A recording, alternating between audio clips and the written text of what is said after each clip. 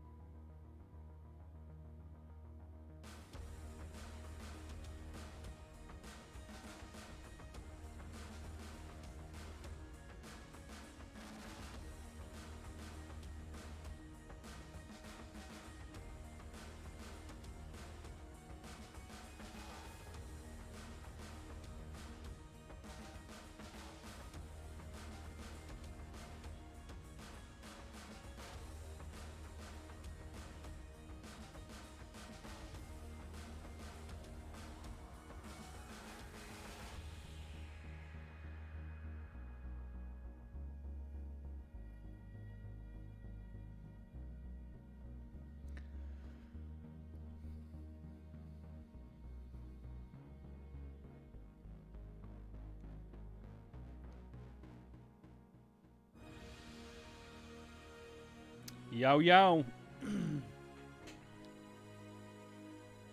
We got a couple minutes of music to go before we actually jump into the games. This is just the intro waiting.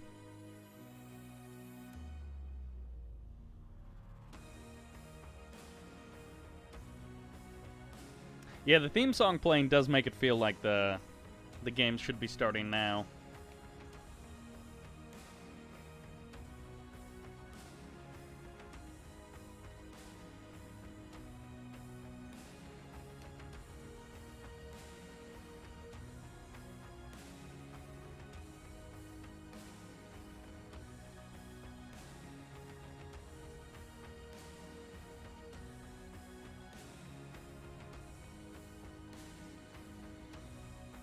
Like I said, it'll be a couple minutes, so if you want to grab a bev, then it's a good thing to do.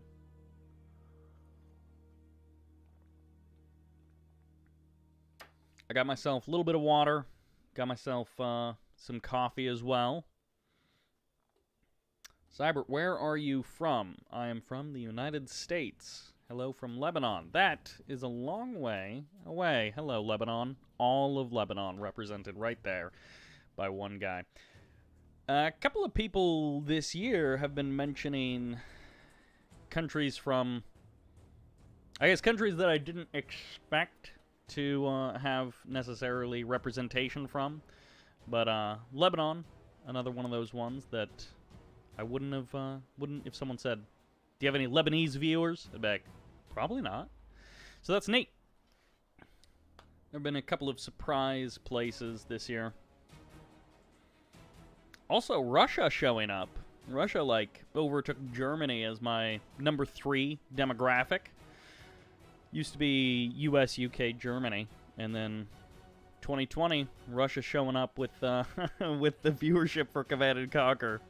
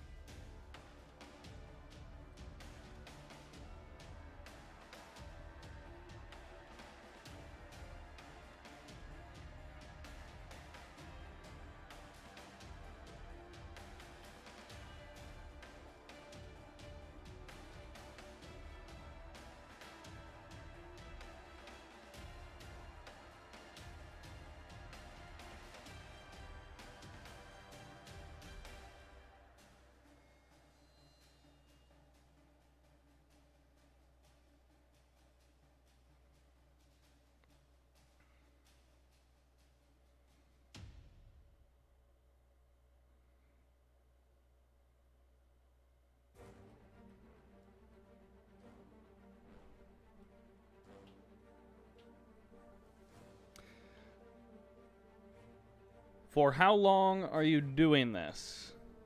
Do you mean how long have I been, like, casting Command & Conquer, or do you mean how long is this stream going to be? I don't know, this stream is going to be 9 replays long. They are a variety of lengths.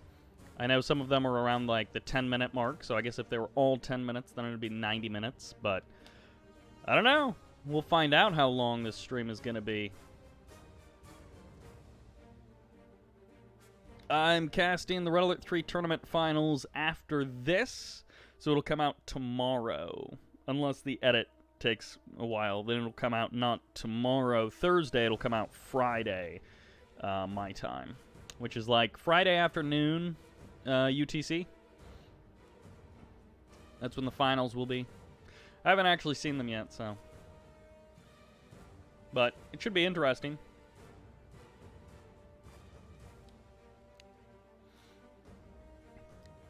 Man, I thought it was Red Alert 3 at first. Well, I did put Kane's Wrath in the title, and the thumbnail is Kane's Wrath, and it's 2 Kane's Wrath players, so I did what I could to warn you.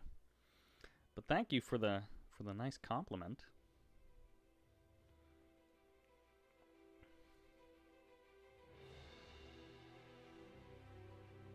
Alright, boys and girls, if you are a elite e-gamer, you've only got a couple of minutes left to prep your beverages, prep your snacks, and then we're going to be jumping into these games.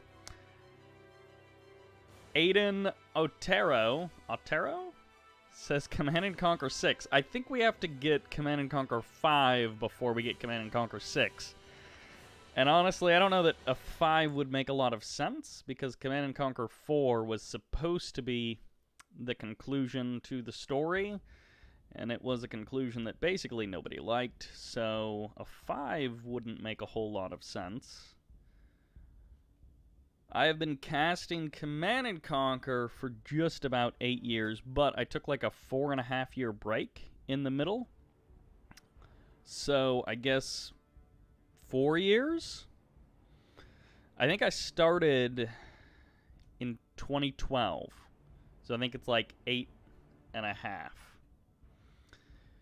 Kunajo Inika coming over from the Command & Conquer Reddit, where they bizarrely deny that Command & Conquer 4 doesn't exist, instead of just being like, it's not a very good game. It's fun in some aspects, but not so much as like a Command & Conquer game. But it has some fun units, it has some fun play in it, but it's not a good Command & Conquer game. I mean, as a predecessor to like the shift that we saw in MOBAs, because you have to remember Command & Conquer 4 came out 2010, and StarCraft 2 also came out in 2010. And StarCraft 2 was hot stuff for a couple of years, and then League of Legends and Dota 2 started beating it out before everyone switched over to FPSs. And so as like a... I don't know what year League of Legends actually came out, but as a precursor to like the explosion of popularity in League of Legends, they were definitely on to something with this like 4v4 arena style game where there are these points that you need to control and these different areas that are more like strategic team play rather than this really hardcore 1v1 traditional RTS with base building and all of this stuff. Like, they were definitely on to something, and they definitely had some ideas, but it just wasn't a good Command & Conquer game. But at the same time, we don't need to pretend that it didn't exist.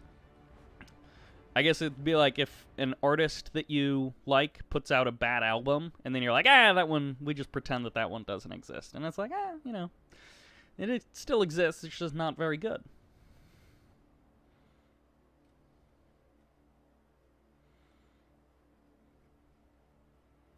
I've never been on Reddit, and I'm mostly joking. Oh, okay. So the Command & Conquer subreddit is, like, maniacally obsessed with two things.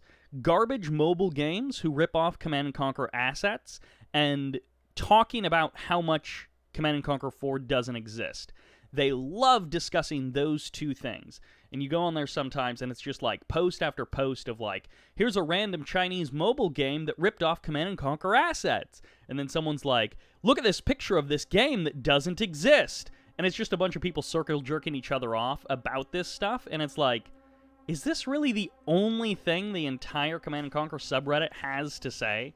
And of course, it's not literal, but 2009/10 for League. Huh. I pretend Suicide Squad doesn't exist. Okay, that's fair. You know, I guess movie people do it as well. And I guess that's about to happen when the Zack Snyder version of Justice League comes out. Is it Justice League? Is that the one they're remaking? Or they're double-checking? They're doing a do-over. They're like, we're going to mulligan this movie. Yeah, so I guess League of Legends came out, which means the development time for League of Legends would have been around the same time for Command & Conquer. So I guess they saw, like, the popularity of the original Dota and then the growing popularity of the Dota clones. And they were like, there's something here. Do you see a burger-themed CNC game in the future or a possible CNC 3 mod involving hamburgers? There are a lot of burger stands in Command & Conquer games, so Actually, that seems like a possibility. We could definitely go for a burger-themed kind of a game in Command & Conquer. Maybe one day it will happen. Just as we transition to the actual games and the music runs out, someone asks, "Are you going to cast any games this stream?"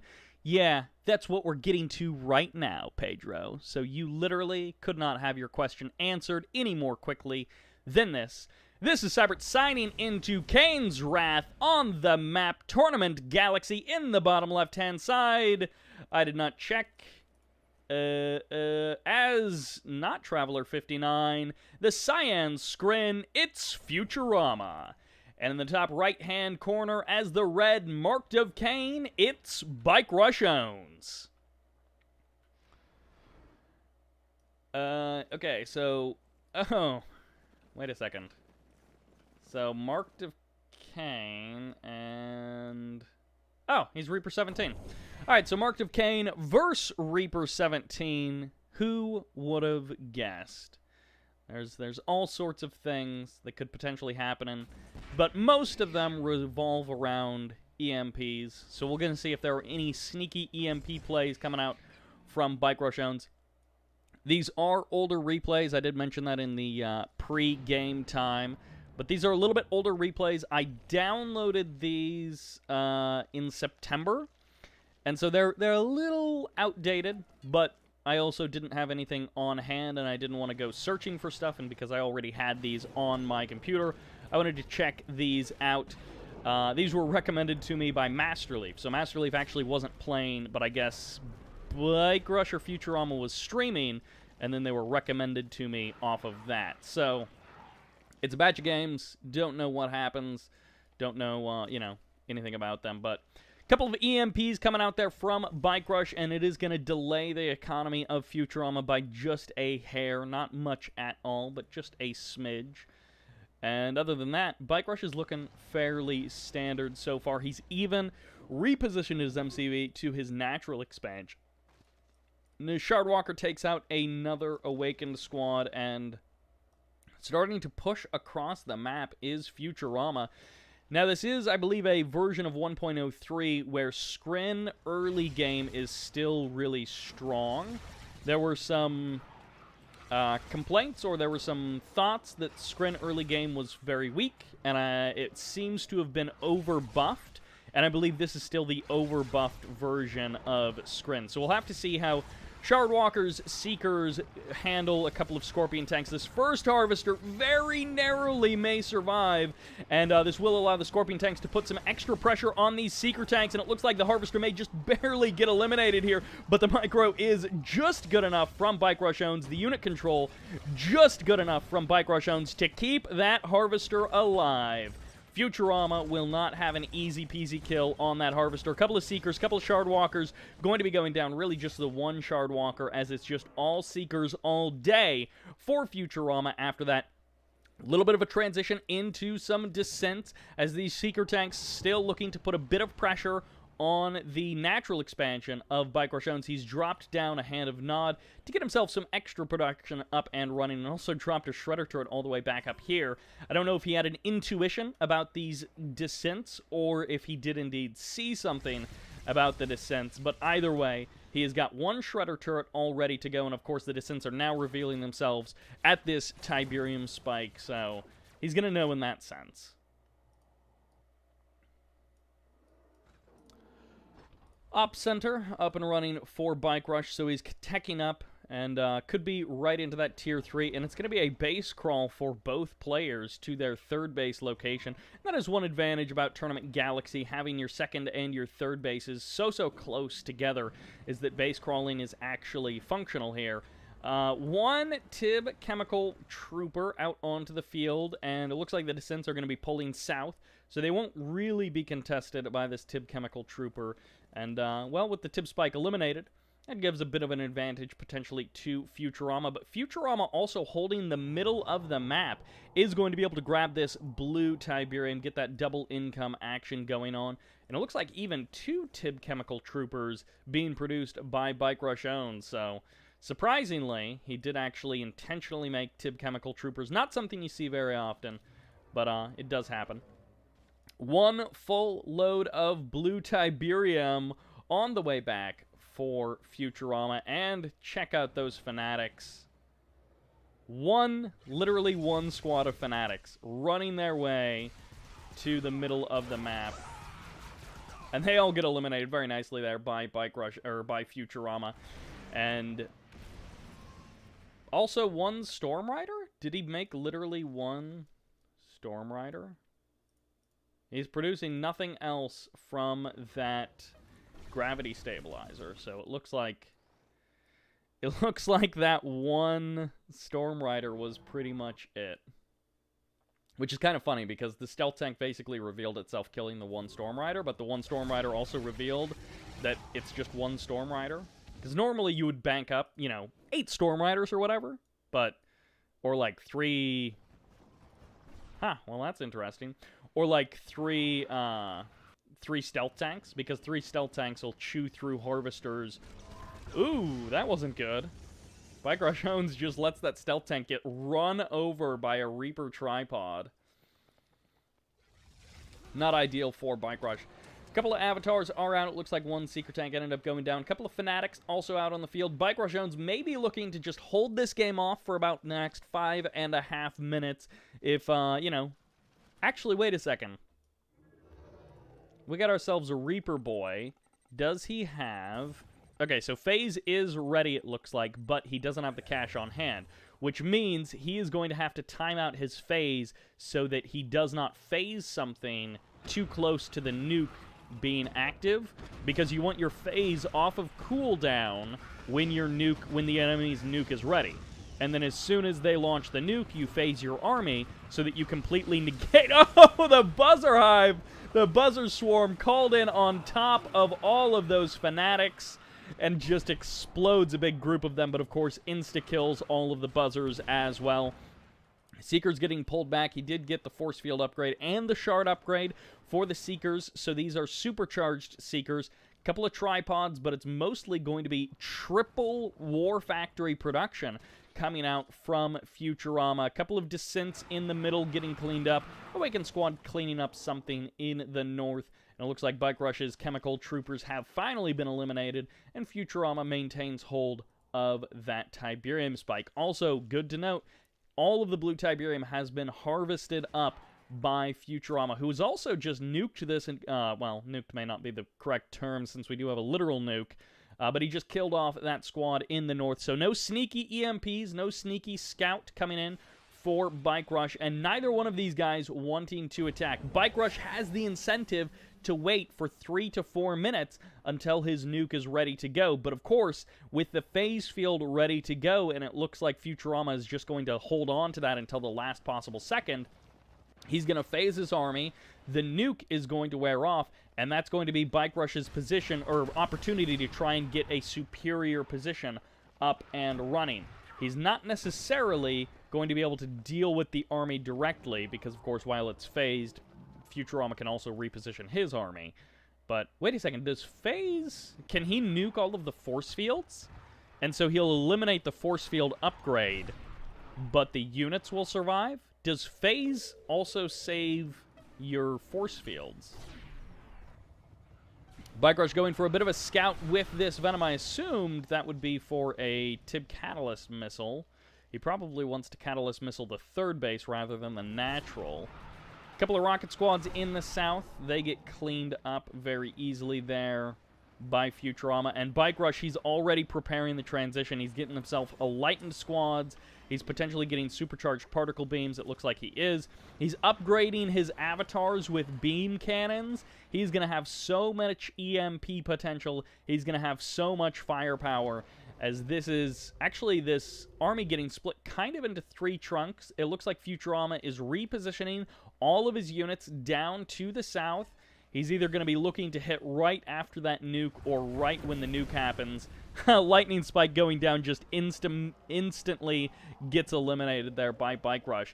And the Oh, he's going a portal onto the front line, which could be descents, but it also could be engineers, as avatars and tripods are both going to be falling. Nuke has 2 minutes left, and this is when Futurama chooses to attack. BikeRushOwnz with a huge chunk of units. Stasis locks down a big section of this army, and this is a divide and conquer sort of a situation, as Futurama is going to be looking to chew through the harvesters, chew through the army of BikeRushOwnz, and it looks like Futurama is just going to be crushing it here, as I don't know if Bike Rush will be able to contend. Now everything's back online. Can the EMPs lock down this army? And it looks like the EMPs are actually on the side of Futurama. Finally, Bike Rush firing off a couple of EMPs, going to be locking down that clump of tripods, but I don't know that there is enough army here for BikeRushOwnz. More EMPs coming out for BikeRushOwnz. Going to be chain locking down some of those tripods, but he doesn't have any firepower to finish off this army.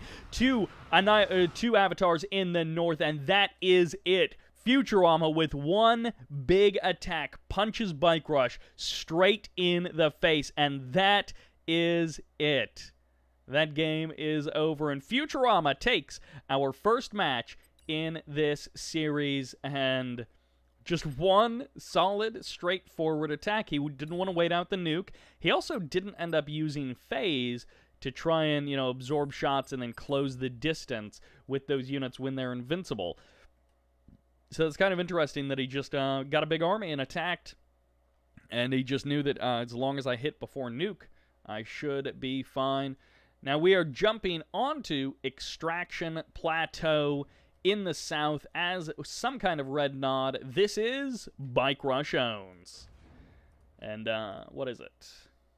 He is marked of Kane once again, while in the north, once again, as a Skrin faction, but this time the Cyan Skrin, not Reaper 17, it's Futurama. Alright, Extraction Plateau. I think I've only seen one, maybe two games on this map. One of them was pretty good, and I don't know if I've seen a second game, so I don't know if the second game was any good. But you do have 3 bases to take. The split is, I guess, from Bike Rush's position, you would head north and expand out that way, which you're basically expanding towards your opponent's main base, and then I guess Futurama expands south. But maybe that doesn't happen because the tib spikes, I guess, would lead you to expand this way. I don't know. I don't know, this one's going to work out. The last game that I saw on this, I don't think they made it past their natural expansion, so they ended up just sort of doing that 2-base stuff, or maybe it was 1 base. Bike Rush drops his second refinery. Always good to see, when it's Bike Rush playing, you never know if there is going to be a second refinery. Sometimes for the first 10 minutes, there's just the 1 refinery. Hello from Belarus. Wow. Also, another country that, if anyone said, do you have any viewers from Belarus? I would be like, probably not. So Bike Rush expands north, which I guess, in theory, leaves his tib spike vulnerable. And Futurama expands south. Wait a second. Okay. No, I saw him take the garrisonable structure in the corner. I was like, wait a second. Is there a mutant hovel that I missed? Is there a mutant hovel somewhere on this map that I missed?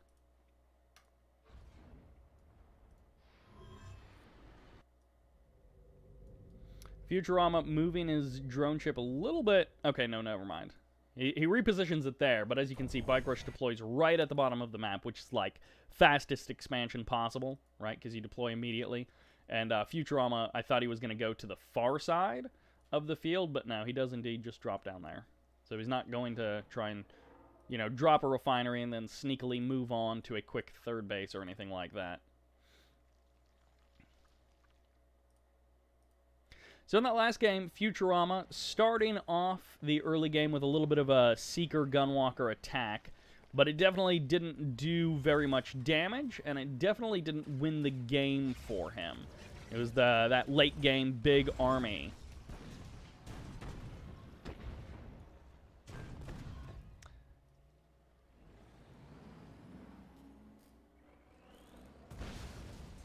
Yeah, not a lot of games with not a lot of games are made in, like, the Command and Conquer style.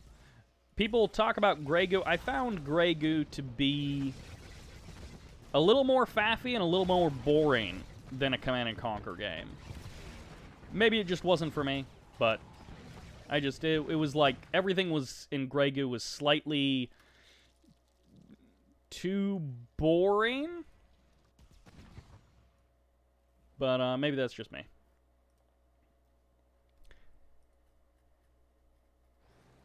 BikeRush able to hold off that attack, no problem. A couple of descents going to be coming out from the portal.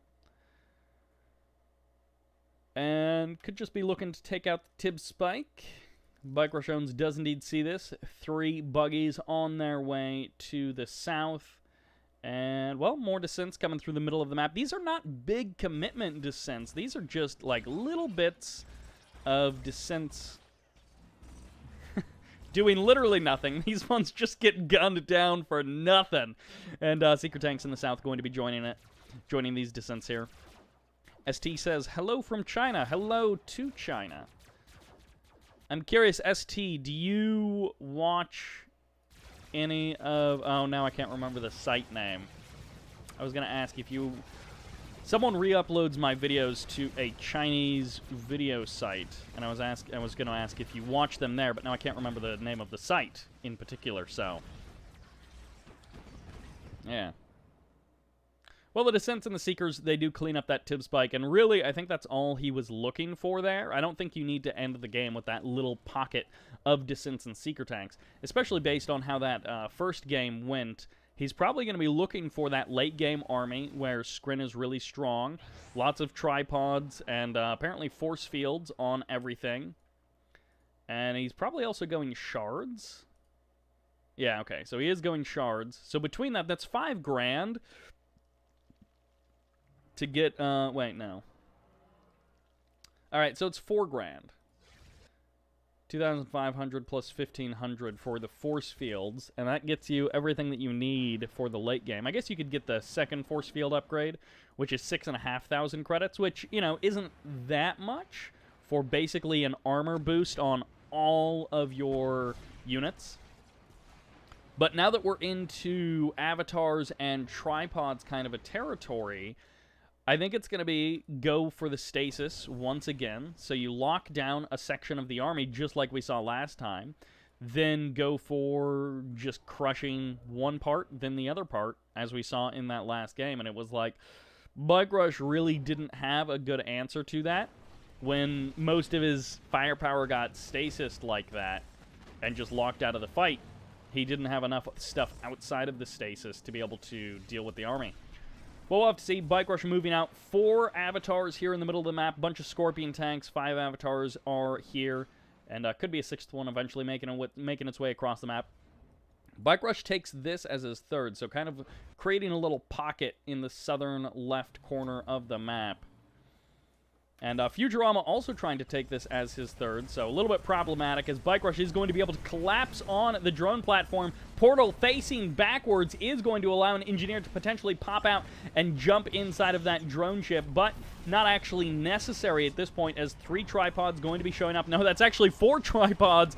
I misspoke a little bit there, as the tripods do indeed show up with their firepower, and they're just going to try and fight this army by themselves against all of these avatars, the rocket squads, the Scorpion tanks. I think they're going to be hard-pressed to really bring that much firepower down with those tripods. Finally, an EMP lands as BikeRush locks down 2 of those tripods. Over time, though, Futurama may be able to bust down this army. He's got those supercharged particle beams, so he can deal a bit of damage there, but a couple of engineers on the way to try and grab up these husks, but no, BikeRush does take them down, and the tripods are not able to break down these avatars and clean them up. So for now, the avatar is still standing strong. Engineer gets squashed, as well as some of these husks getting broken down by BikeRush, and I think he has now cleaned up enough of these tripods that it's pretty much lights out for Futurama. He himself is trying to get a couple of engineers out, but the Buzzer Hive does indeed get the kill. Secret Tank's now going to be closing in, and maybe the combination of avatars, or excuse me, tripods and Secret Tanks can make something happen. More and more engineers coming out from BikeRush, but they're just being cleaned up as Futurama, I guess Futurama, I don't know, that one just kind of ended.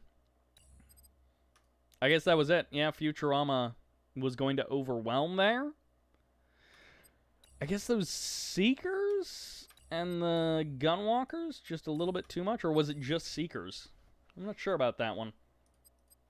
Wow, Futurama really exploding. I didn't realize Bike Rush had basically run out of cash. So yeah, Bike Rush couldn't replace that army. Huh.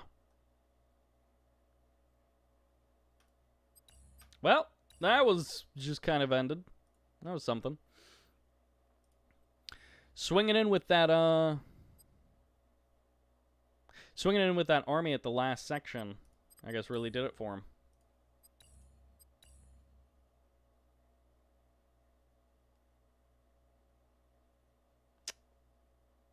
That's interesting.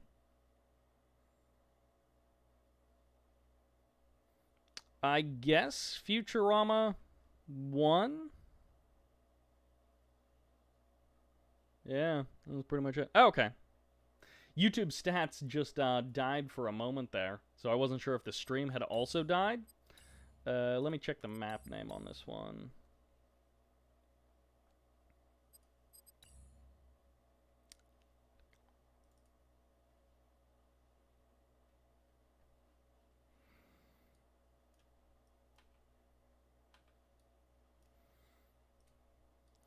All right, boys and girls, welcome to Atacama Road, which, is this like a water filtration plant in the middle? It kind of looks like that. But, at any rate, in the north, as our red Steel Talons, this is BikeRushOwnz. And in the south, as the cyan, Zocom, it's Futurama. Zocom versus Steel Talons. Okay, yeah, he has Tib Field suits. I was like, wait, did I misread that? But no. He's got himself some, this is a double, I didn't realize this was a double Tib Spike map. These are really close Tib Spikes. Both of them are just hanging out right here. They're right next to each other, so I guess if you kill one, you might be able to kill the other one. Master Leaf has been finding some interesting developments with GDI. GDI definitely struggling against some of the other factions in some versions of 1.03, but I guess when you have a Zocom versus a Steel Talons, then you don't have to struggle against Nod or Skren. So, we'll have to see how Zocom versus Steel Talons goes. I guess that means Futurama is up 2-0 against Bike Rush. Now, this isn't, of course, a actual series. We're just taking a look at some replays that they played, so not that the score really matters there. Getting the drop is Futurama, able to get his one squad to survive. And no sneaky airfield rushes coming out from, well, either player, actually. They're both on the move to their expansions. Little island hanging out over here. A little island over here as well. Just in the water. I like the design of this map. It's a pretty good tile set. And this is, you know, this kind of stuff. All these little details are neat. Whoever made this map did a good job. I don't know that I've seen many games on it, so the layout and the design of the map from a playing perspective, I don't know about. But, 4 pit bulls on the way from Futurama heading north. And Bike Rush just doing his thing, getting that economy rolling, and that's pretty much that. He does, of course, know that these pit bulls are on the way. He scouted this very early on. So he's got his Titan on the way as well, and, well, his Heavy Harvester has already pulled almost all the way back to his original main base. But for now, it's going to get back on the line. Is this powered down for power reasons? Yeah, I guess it's powered down for power reasons. I was like, or is this a second harvester and the first one hasn't spawned in yet? But no. He's transferred over a couple of harvesters to this new field, and he's going to continue to push away these pit bulls for now. So Bike Rush and Futurama, hello! Tip field suits could be on the way. But anyways, Bike Rush and Futurama, both just getting their 2 bases up and running quite nicely. Futurama going for this blue tip in the middle. Now, this blue blue tib, is this more blue tib than would be in a normal, like, small blue Tiberium field? Or is it because it's split like this, it just appears to be more? I guess this is maybe 3 harvesters worth of blue Tiberium. That's a good amount of cash. A couple of Titans going to be making a run for these rocket harvesters. But Bike Rush deciding to let the rocket harvesters get away. I guess he's heading back to try and deal with these pit bulls. Pit bulls don't really do too much. They do get scared away. They take a little bit of damage from those rocket squads, but not enough to really be worried about. And the rocket squads are maybe going to pursue them all the way over to the edge of the map. 4 pit bulls coming out from a Bike Rush, but they have been spotted by these Predator tanks and by these missile squads, and they will be able to deal with these pit bulls just fine. And all of the pit bulls will actually escape, albeit barely, as Bike Rush loses nothing over there. Futurama going to be able to snipe down 1 Titan and then turn around to try and deal with these rocket squads. And his rifleman squad will be able to chew through these rocket squads. The tip field suits being a lovely advantage for Futurama in this case. And AP ammo has been purchased for Bike Rush, but not for Futurama. So I guess a Tib Field Suits un-AP ammo upgraded Rifleman Squad beats an AP ammo upgraded Rifleman Squad without Tib Field Suits. So those Tib Field Suits definitely putting some real work out. Wow. That is a lot of extra health that the Tib Field Suits give you. Pitbull's still hanging out over there on the left side of the map. Another half load of blue Tiberium for Futurama. It feels like someone swapped these guys.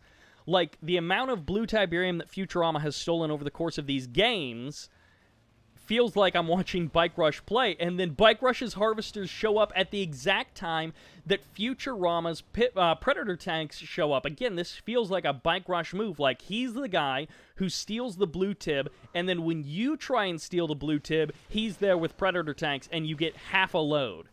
I mean, Futurama has stolen 2, maybe 2.5 or 3.5 loads of blue Tiberium, and BikeRushOwnz has gotten basically none of it. Futurama going to be unpacking his Conyard. Of course, he's calling in a Zorka strike directly on the Conyard of BikeRushOwnz, and he would love if Bike Rush would have packed up that MCV just a few seconds earlier, but BikeRushOwnz is here for the long haul. Mammoth tanks, Wolverines, and Titans all on the front line, even a couple of pit bulls, and Futurama is going to need something. He's going to need to bring something to bear against this army of BikeRushOwnz. Otherwise, he's simply going to lose this position. Railguns up and running for BikeRushOwnz, and it's going to be the sonic emitters. Now, sonic emitters can do pretty good damage, but you usually need something else to pair with the sonic emitter. You can't just drop 2 sonic emitters right onto the front line against behemoths, railgun mammoths, and titans and expect it to do anything. I think that's going to have to be GG, as of course the mammoth tanks with no upgrades are going to have a hard time contesting against this army of BikeRushOwnz.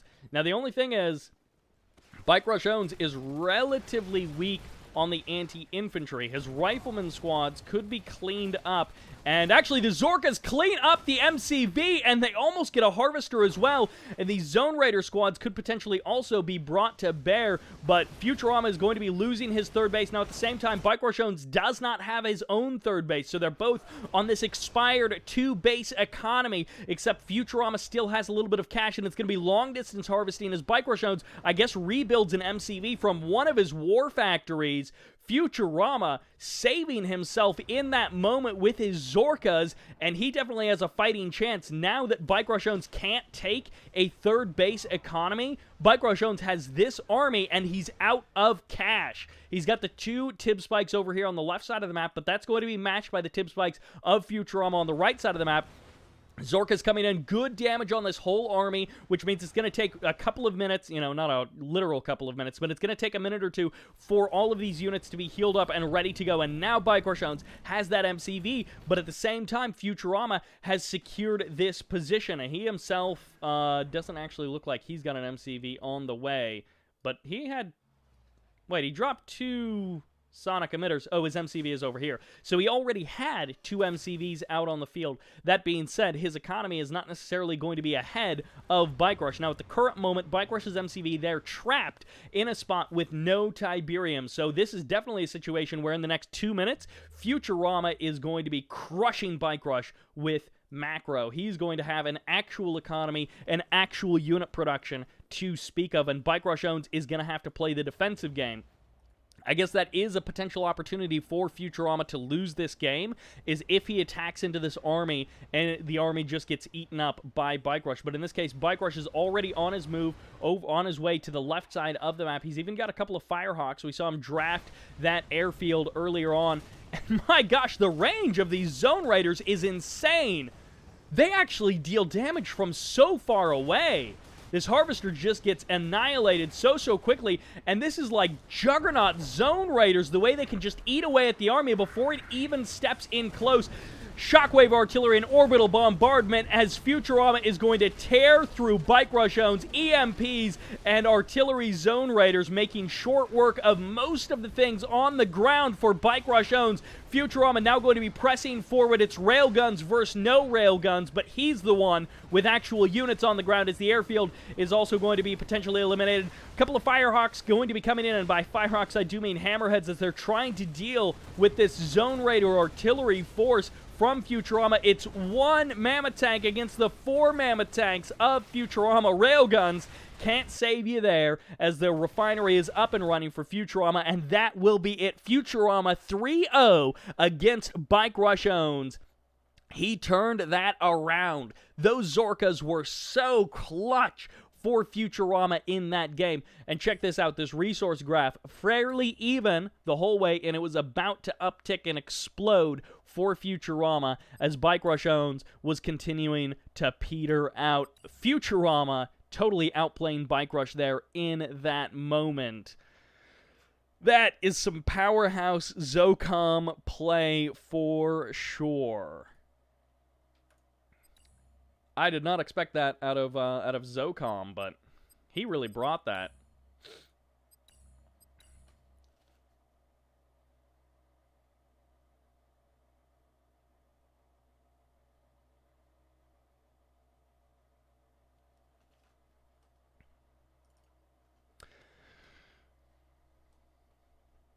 I'm going to take a quick drink of water and catch up on some comments. Thank you all very much for tuning in. I hope you guys have been enjoying these games. These have been some pretty fun matches overall for these replays. And again, these are just like random replays that either I downloaded or were sent to me on the recommendation of Masterleaf. So Masterleaf was the one who was like, hey, you should, BikeRush and Futurama just played a number of pretty cool games, so...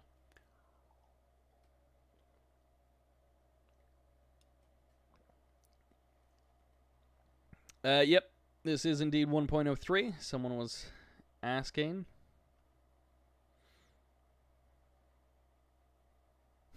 I really want Futurama kicks BikeRush's butt.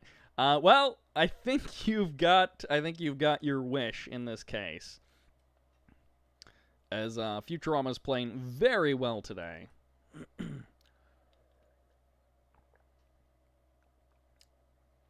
Yeah, it's almost like BikeRush and Futurama are swapped from some of the previous games that we've seen. It's like Futurama, he's always so close. He's like 2% worse than BikeRush, but it's that 2% that makes all the difference. And it's like, it's just that 2% in every engagement being a little bit worse, a little bit slower, decisions slightly, just worse in general. And it's like, that 2% makes all the difference. But in this case, BikeRush is the one who's getting outplayed. Is it possible to play with them in lobby? Yes, of course it is. But BikeRushOwnz is like 5 or 6 hours ahead of me, and I think Futurama is like 9 hours or 8 hours ahead of me. So I would have to probably get up in the morning, and I don't always have the time to jump on in the morning. Mornings are usually pretty busy, which is why I do a lot of stuff from replays, because then I can just work off whenever is convenient for my schedule. All right, let's jump into our fourth game between these two. This is Tournament Crater. We have seen some awesome games on this map over time, and I think this is a slight modified version of this map, because I don't think this field is normally empty on Tournament Crater, but I guess we'll see. In the north, as our cyan GDI, it's Futurama. And in the south, as our red... Here we go, boys. As our red Zocom, it's BikeRushOwnz. Alright, so Bike Rush just got spanked with some Zocom. Is he now going to be spanking Futurama with some Zocom? We also do have some lovely mutant hovels to potentially be grabbed, an EMP control center as well, and then of course you guys probably already know about the 2 tib spikes which are present. And there's also a couple of defensive towers, so you can grab the defensive tower and then either expand to that spot or hope that your opponent expands there and that you can get the drop on one of their harvesters with that defensive tower, because the defensive tower does pretty decent damage to harvesters. Not necessarily anything too crazy, but does decent, and it's definitely better to have it than to not. Alright, BikeRushOwnz playing pretty standard straight up. Of course, it is a very short drive, like on many of these community-made maps. It's a very short drive to your natural expansion. You're just out onto this plateau, and then you can build on the low ground for your natural, and it takes, 20 seconds or whatever. A lot of the community-made maps are built around this 2-base play, and to be honest, I'm pretty okay with it, because you've got your 2 bases, which gets you either into, you can try for an early game rush, or you get your 2 bases up and running, and that's enough cash to power you into the beginnings of your late game army as you contend for the thirds. And, well, you don't always get there. Maybe if the other guy goes for a bit of aircraft, you don't necessarily get up to that 3 base, but oftentimes you can get at least your 3rd base started. But for now, everything's looking normal. So GDI has had some trouble against Nod and Scrin in certain versions of 1.03. Bike Buggy is maybe a little bit better than it used to be. Storm Riders. What are the tanks for Scrin?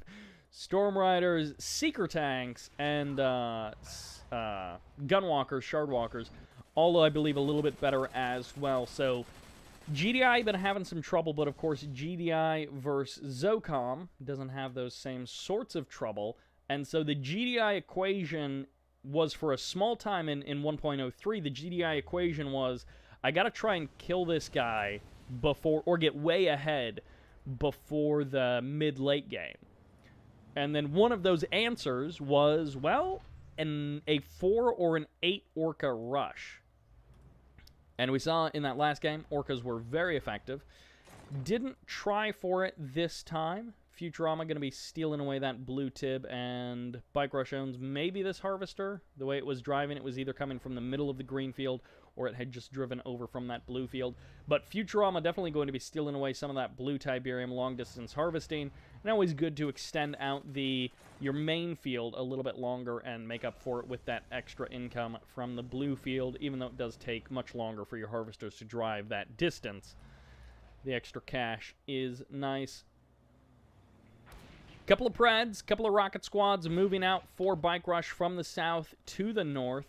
Futurama, he's got a couple of APCs, he's got some Predator tanks, he's going to be pulling back. Now, keep in mind, BikeRushOwnz does have this EMP, so if it's going to be mech army versus mech army, then BikeRushOwnz may indeed be able to pull out a huge advantage with that EMP. I actually don't know if the EMP has been adjusted in 1.03. Is it longer? Is it shorter? Does it fire faster? I don't know. Futurama with a couple of Grenadiers. That's interesting. Is he upgrading? I guess it's the armory? Is that where EMP grenades are? I don't know. No one ever really gets them. Most of the time, if you're playing GDI, you're just relying on your shockwave artillery to provide the EMP that you need. But, I guess we'll see. A little bit of posturing from Futurama and Bike Rush. Lovely little APC Predator tank army on the right side of the map. It will actually be spotted by Bike Rush, who's moving a couple of riflemen over there. Actually, no, this may be just out of vision. He stopped his riflemen a smidge early, which means Futurama may actually be able to get the drop on Bike Rush. AP ammo getting purchased for Futurama, and that is going to signal the move out. So it's, I guess you could call a bit of a timing attack with this. Now, of course, we do have this similar railguns versus no railguns situation, so as we go late game, the army of Futurama may end up scaling better. But as we saw from Futurama in that last game, and as BikeRush is maybe going to be demonstrating right now, the Zocom weaponry is sometimes just the only solution that you need. One Orca goes down, a second one does not get eliminated, and Futurama moves in to the expansion of BikeRushOwnz into the natural expansion. There's the EMP, fires off, locks down 4 Predator tanks and an APC, as BikeRushOwnz is going to be able to clean up this army, no problemo. And these Zone Raiders are going to be a potential key to BikeRush's late game army. Their range is so good, and their damage against vehicles is very nice, so there is no problem for BikeRush to potentially just mix in a decent number of Zone Raiders into his army instead of making up for it with his, lack of railguns. Reinforcements getting called in for Futurama, and armories also here near the front lines. I don't know they'll actually be using that for any kind of repairs up on those units. Zorka's up on the front line, but an AA battery also gets dropped down. Juggernaut does get sniped very nicely by the Orcas, but he trades all 4 Orcas for it. I don't know if that was necessarily worth it. Another engineer could be, or an engineer could be drafted up by Futurama, and BikeRushOwnz in full retreat mode. He does not want to try and fight this army. He's going to try and draw this out a little bit longer. I think he honestly just needs more Zone Raiders to, almost in a weird way, your tanks are there to tank damage for your Zone Raiders. Another Orca going down, and this Husk does actually survive, so Futurama, with the artillery advantage, may be able to just draw out this battle long enough that he can, overwhelm BikeRush's forces. BikeRush has the units directly on top of Futurama, though, and he may finally be able to close out this army and get a win in this series of games. One Juggernaut down, but these Predator tanks are taking a lot of damage. They're getting kind of split into 2 groups, which may actually allow Futurama to survive a little bit longer. The Sonic Emitter doing some good damage again because these Predator tanks aren't all grouped together. They got split around the MCV. They did end up cleaning up a lot of the Juggernauts. The Husks as well do go down, but BikeRush expended most of his army to do that. And it looks like Futurama going to be forcing the pack up of the Conyard, and it will unpack there so BikeRush can get his third base back up and running. Both players eating through their natural expansion Tiberium, and both of them, it looks like, doing a good job of long-distance harvesting up that blue Tiberium. So their third base economies could be the thing that decides this game. More Orcas for BikeRush. Once again, coming in with the Orcas, sniping down a Harvester or 2, but he's taking a lot of damage on one Orca, and the rest of them escape with pretty much all of their health. So BikeRushOwnz has successfully survived that attack, and, well, his answer for Zocom in the late game so far is just build a ton of Predator tanks and hope that that is enough to survive. Futurama with the Juggernauts, though, I mean, they do get sniped very quickly by the Orcas, so that is definitely something to keep in mind, but I don't know how many times BikeRush is going to be able to do that. I guess if the Juggernauts are spread a little bit more... Oh, nice. Futurama grabbed this EMP control center as well. I guess maybe if the Zorkas end up getting sniped by the EMP, that could be real problematic. I think BikeRush just sniped another Harvester by the looks of it. Zorka's so good at sniping Harvesters in terms of being able to kill them quickly. EMP fires off by Futurama. He locks down some of BikeRush's tanks, but it doesn't actually matter. The EMP control center ends up going down anyways. EMP fires off for BikeRush, locks down 3 Harvesters. The animation's still playing as these Zorkas coming in to clean up these Harvesters. Gets 2 Harvesters, 1 Zorka goes down, and the rest of the Orcas do manage to escape, at least for now. And that's probably pretty good. He traded out at least 2 Harvesters there, but I think he killed one earlier, which is like 3 Harvesters for 1 Orca. And BikeRushOwnz is going to be very happy about that trade. BikeRushOwnz, the one with the actual working economy now in the late game of this match, also going to be sniping down the Tib Spike of Futurama, another way to get a bit of an advantage. But it doesn't feel like BikeRushOwnz really has like a killer army, which he can end the game with easily. Man, those APM hammerheads just wiped out all of that infantry very quickly, and I feel like more quickly than normal. Firehawks and Zocom Orcas do kill off that MCV, and the fact that there will be no sonic emitters for any future attacks means that these Juggernauts are going to be close to undefended. Now, of course, Predator tanks on the ground, but they don't shoot up. No sonic emitters, no AA batteries to be added on in this attack. Zocom Orcas strike getting called in. Does some heavy damage to that Juggernaut, but not enough to clean it up. And BikeRushOwnz finally looking like he's being himself now. Finally playing in a little bit better form in this match. And, well, this is a lot of Predator tanks. And upgrades or no upgrades, a lot of Predator tanks do a lot of damage. And again, no sonic emitters, weakened economy. BikeRushOwnz, can he finish this one out? Futurama repositioning his Predator tanks. These couple of APCs, really his only mobile anti-air. He really needs something else going on. And actually, well, BikeRushOwnz is going to let those couple of hammerheads get cleaned up there, kind of in a silly way. They will eventually overpower these APCs, it looks like, but Firehawks coming in. They will be able to clean up this War Factory. No sell of the War Factory, so it does take all of the bombs, and it does go down without any cash back to Futurama. Maybe he just didn't quite notice. Hammerheads, having eliminated the APCs, now going to be getting a little bit of free damage onto these Predator tanks, but 2 more APCs showing up for Futurama. Will be able to clean up those Hammerheads, and I don't know what BikeRushOwnz was doing in that case. He just literally was not paying attention, I guess.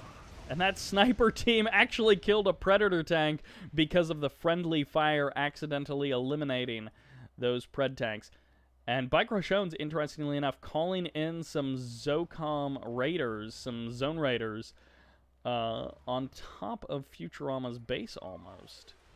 I'm guessing the airfield? Okay, the airfield may have been eliminated there. But BikeRushOwnz has indeed rebuilt it. Tournament Crater, once again, providing a pretty good match between these two. Well, actually, I guess it was really Drive and Masterly for, I think, the ones who had some a good 2 or 3 games on this map. Lots of blue Tiberium for both players. They're doing not a great job of long-distance harvesting and keeping it down. Zone Raiders going to be moving into position of this refinery, and they're just going to be able to take that down quite nicely. They'll be able to clean up that power plant as well.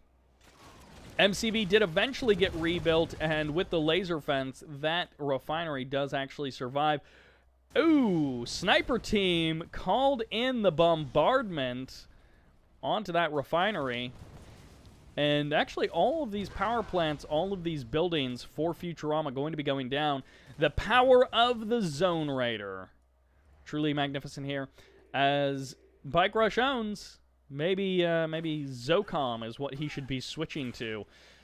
The Sniper Team going to be getting some nice shots off on those Zone Raiders, doing some good damage. Zorkas and Firehawks, of course, with that, like, ceramic armor or whatever it's called. Yeah, ceramic armor. They do survive a good bit of punishment. I'm not sure if he scanned those or if he just force-fired on the ground, but he cleans up the Sniper Team, gets himself a double vet Zone Raider squad, and actually he could snipe this power plant, but no. Another Sniper Team does show up for Futurama, is going to be able to eventually eliminate that Zone Raider. No, I guess not. He's just not going to kill it.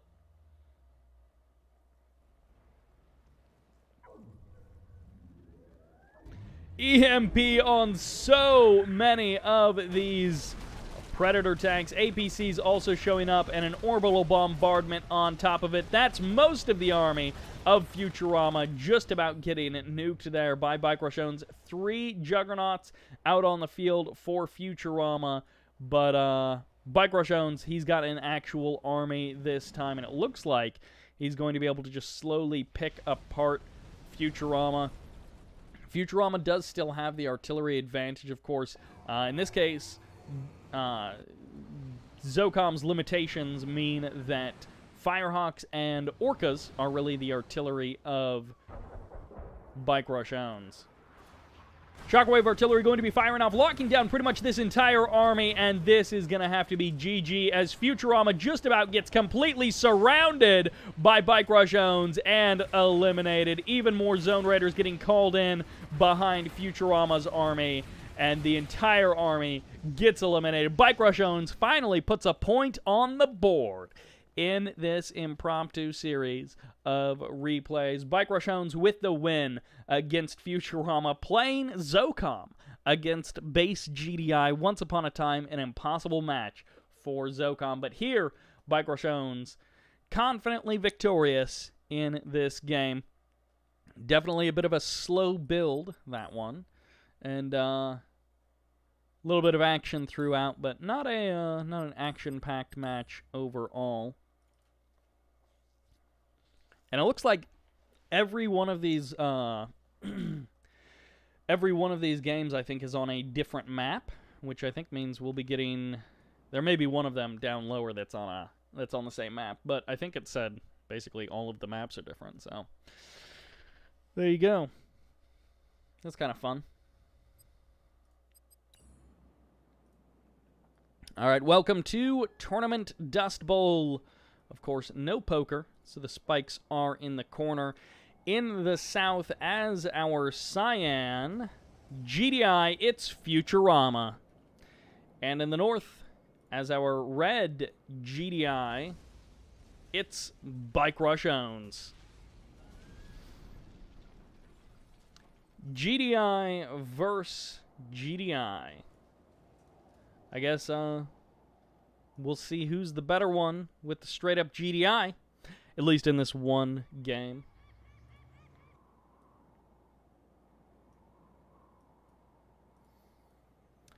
Futurama with 3 very confident victories, and in that last game, he, I guess, got outplayed in the mid to late game. But, I mean, really, it was the aircraft that BikeRush was utilizing well that allowed him to get the victory there. As it turns out, on the right side of the map, 2 rifle squads do indeed beat 1. But Futurama gets the scout on the left side, so we will be able to see that. And I think Futurama getting the drop on BikeRush's squad here in the middle, so we will deny that. But I don't know that there's necessarily anything to be worried about. We'll have to see. I think this is just, yeah, going to be a second refinery there. And both guys are going to scout each other, and they're like, well, this is about as normal as it gets. And if they didn't confirm earlier, they have definitely confirmed now with seeing the Harvesters that it is indeed a GDI mirror matchup. Of course, in the land of Nod, with this lovely billboard. What is the logo that's behind this Nod? Because it looks like the Nod has been, like, you know, stenciled on or graffitied on with, like, spray paint or something. But then there's, like, a GDI logo behind it. But that's not the regular GDI logo. That's like a variant on the GDI logo. Well, he knocks it down, so that's the end of that. Also, there's like sneaky GDI logos on the silos of the Tiberium refinery.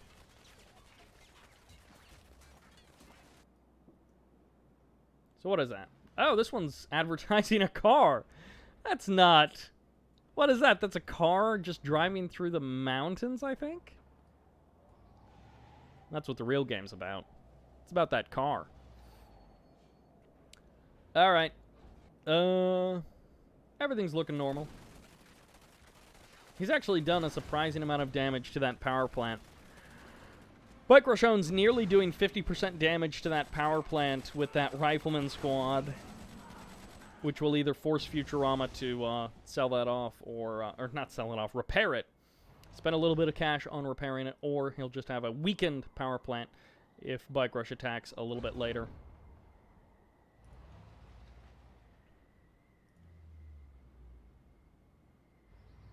GDI logo from Twisted Insurrection. Well, that wouldn't really make sense.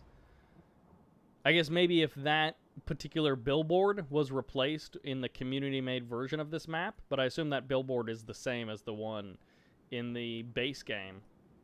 And in that case, I don't know that it would make sense that there's a mod logo in the game like that. Or do you just mean that they use the same logo? Twisted Insurrection uses that same logo.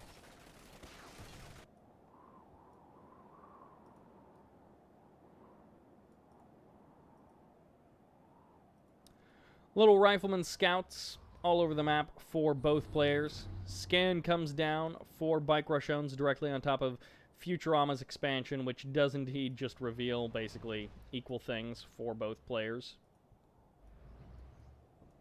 Oh, there's the airfield for Futurama.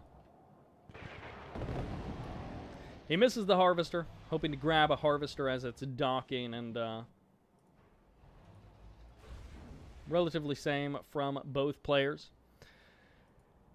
Tier 3 up and running for Bike Rush. And by Bike Rush, I mean Futurama, who's in the south. And actually for Bike Rush as well. Looks like railguns on the way. 4 orcas out for Bike Rush, and Bike Rush is going to spot the airfield for Futurama as well. But he's also going to spot that there's nothing on it, so... AA battery, a couple of pit bulls waiting for these orcas, and I think that means none of them will escape. They will get 2 harvesters, and trading out 2 harvesters for 4 orcas. I'm not sure actually who that benefits, especially in the long term. The harvesters will be worth more in the long term, but rebuilding them isn't necessarily the end of the world, so... yeah. Biker's now going to be heading out, and kind of late on the pack-up for the 3rd base. Well, I guess he's adding something else on. He's already got Space Command uplink, and this is 1.03, so I'd be kind of surprised if he went Reclamator. But I guess he could go Marv. He's got something queued up. Now it's just going to be another War Factory. No epic units for either one of these players, at least not just yet. MCB on the move south. BikeRushOwnz clearing out his kind of 3rd base location, making sure Futurama's not hanging out there. And the MCB going to wait for these railgun preds to clear that area once again. Couple of pit bulls heading in. Going to be doing a little bit of harassment, but not a big deal. Firehawks on the way for Futurama. Well, the pit bulls came close to killing something, but they didn't quite get it. And this AA battery, I think BikeRushOwnz scouted the airfield of Futurama, and then he was like, huh, I better drop an AA battery, but then just no orcas showed up. But 3rd base on the way for both players. I guess it's a little bit ahead for BikeRushOwnz. Yeah, it's a decent bit ahead. Maybe 1 or 2 loads of Tiberium ahead. And that's a great move by Bike Rush, bombing the airfield. If you catch the aircraft on it, you might actually get a kill. I guess it depends on if they've got hammerheads, or not hammerheads, if they've got orcas or firehawks. Firehawks for Bike Rush. No upgrades, so no Strato Fighter, no hard points. And it looks like Futurama coming out way ahead in that engagement. And, well, I guess, wow, all of those Predator tanks from Futurama just exploded. So Futurama winning the air battle, but losing the ground battle. Going to be backing up with his couple of mammoth tanks and reforming his front line a little bit closer to his main base. BikeRushOwnz harvesting freely from his 3rd field. And it looks like he's going to be starting to put a bit of pressure directly onto Futurama. Gets himself 1 harvester kill, nice and easy. Mammoth tanks with repairs are going to be difficult for Bike Rush to bust with just a handful of Predator tanks. But at the same time, he did force Futurama to sell off, not force off, but to sell off that airfield, which does delay future Firehawk bombings. And, okay, well, 1 mammoth tank on the attack path for Futurama. He's going to be trying to kill, I guess, a power plant or 2. There's Zone Raiders, Predator tanks, and a mammoth tank from BikeRushOwnz going to be looking to do a bit of damage. 1 harvester and a Predator tank from Futurama do go down, and BikeRushOwnz gets the kill. A 2-pronged attack, as you can see on the mini-map. Units moving on at the 3rd field, and Futurama losing his ground army there and then just not having anything to respond to BikeRushOwnz's somewhat paltry attack. That wasn't like a huge late-game army that BikeRushOwnz was attacking for. It's just Futurama was not at all ready for it or prepared. And that will do it for that game. They can't all be winners. They're not all tremendously exciting matches. And that's, that's kind of the risk that you run.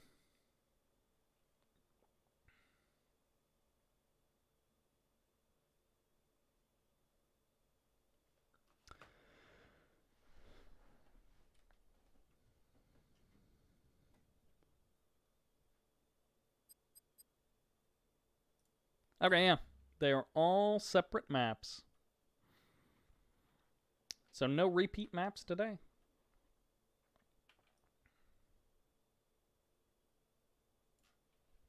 All right, welcome to Tournament Odyssey. And yeah, BikeRushOwnz not quite evening the score up, but getting close. He's, of course, sitting at that 2-2-3 of Futurama. And in the south, as the red Traveler 59, it's BikeRushOwnz. And in the north, as our cyan Scrin, it's Futurama. Futurama playing so well today overall. That last game, a bit of a bust, but not the end of the world. And BikeRushOwnz with a Descent Rush, it looks like, coming out.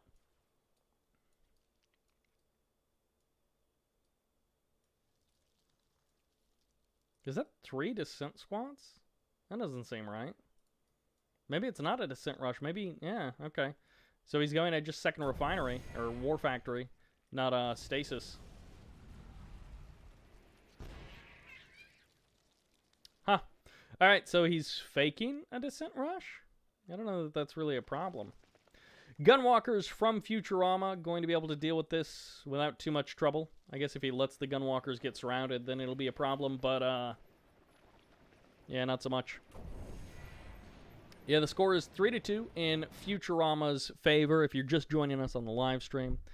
And, BikeRushOwnz winning the last 2, but Futurama winning the first 3. And now we're in this Scrin versus Traveler 59 kind of a game. Now, one key difference between the two is the Stasis Chamber versus the Temporal Wormhole. Traveler 59, just with the Temporal Wormhole, it slows down enemy units, I think, either by 25% or to 25%. So, Futurama's stuff will continue to shoot and attack, but only at 25% speed. And it's, but it's a bigger area. And then Futurama, he's playing Scrin, so he gets the actual Stasis Chamber to lock down BikeRush's stuff. So we'll have to see how that factors into things. I know Master Leaf is definitely on the side that Scrin has the advantage because the Stasis Chamber is it's a much harder lockdown, and so that's an advantage for Scrin rather than Traveler 59. I think at one point Master Leaf was even calling it like the second super weapon of Scrin.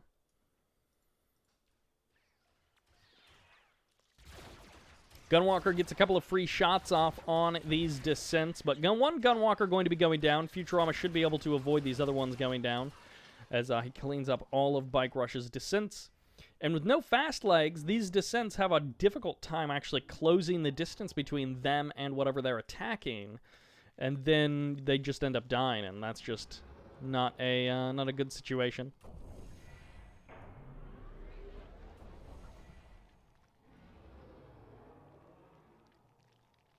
Are you a fan of Age of Empires? Yes, although I should say that I haven't played an Age of Empires game since I was a kid, so, it's probably been 15 years since I played an Age of Empires game. But yeah, I always liked them. I always really enjoyed the medieval, time period and aesthetic. I guess living in that time would suck, but looking back on it with rose-tinted glasses is pretty great. And getting to play with, medieval armies and that sort of thing, always fun. I always liked those medieval RTS games, building, like, archers and swordmen and all that. Played a decent amount of Stronghold, played a decent amount of Age of Empires, and then there was something called, like, Kingdom or something. I enjoyed that one as well. Haven't played those in like 15 years, though. Futurama gets defeated here in this little skirmish there, but really, he's wanting to buy some space for his Mechapedes. His Mechapedes, which do the Mechapede dance.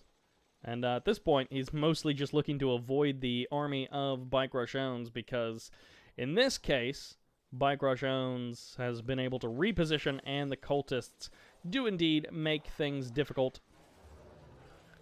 Could all be shard mechas, and this is 5 Mechapedes, 6 Mechapedes even, so the damage output, if they get up close and personal with those shard launchers, is pretty insane. BikeRushOwnz with some fast leg descents could just go for the tib spikes. It looks like this buzzer squad is actually going to see these descents, could actually try and chase them down. The descents will kill the buzzer eventually, but the buzzer may be able to get a kill if he closes the distance. No, BikeRush does manage to skirt past the buzzers at the current moment. There is 2 buzzer hives and a gunwalker, so these descents will get cleaned up pretty darn quickly. And they almost make it to the gunwalker, but not quite.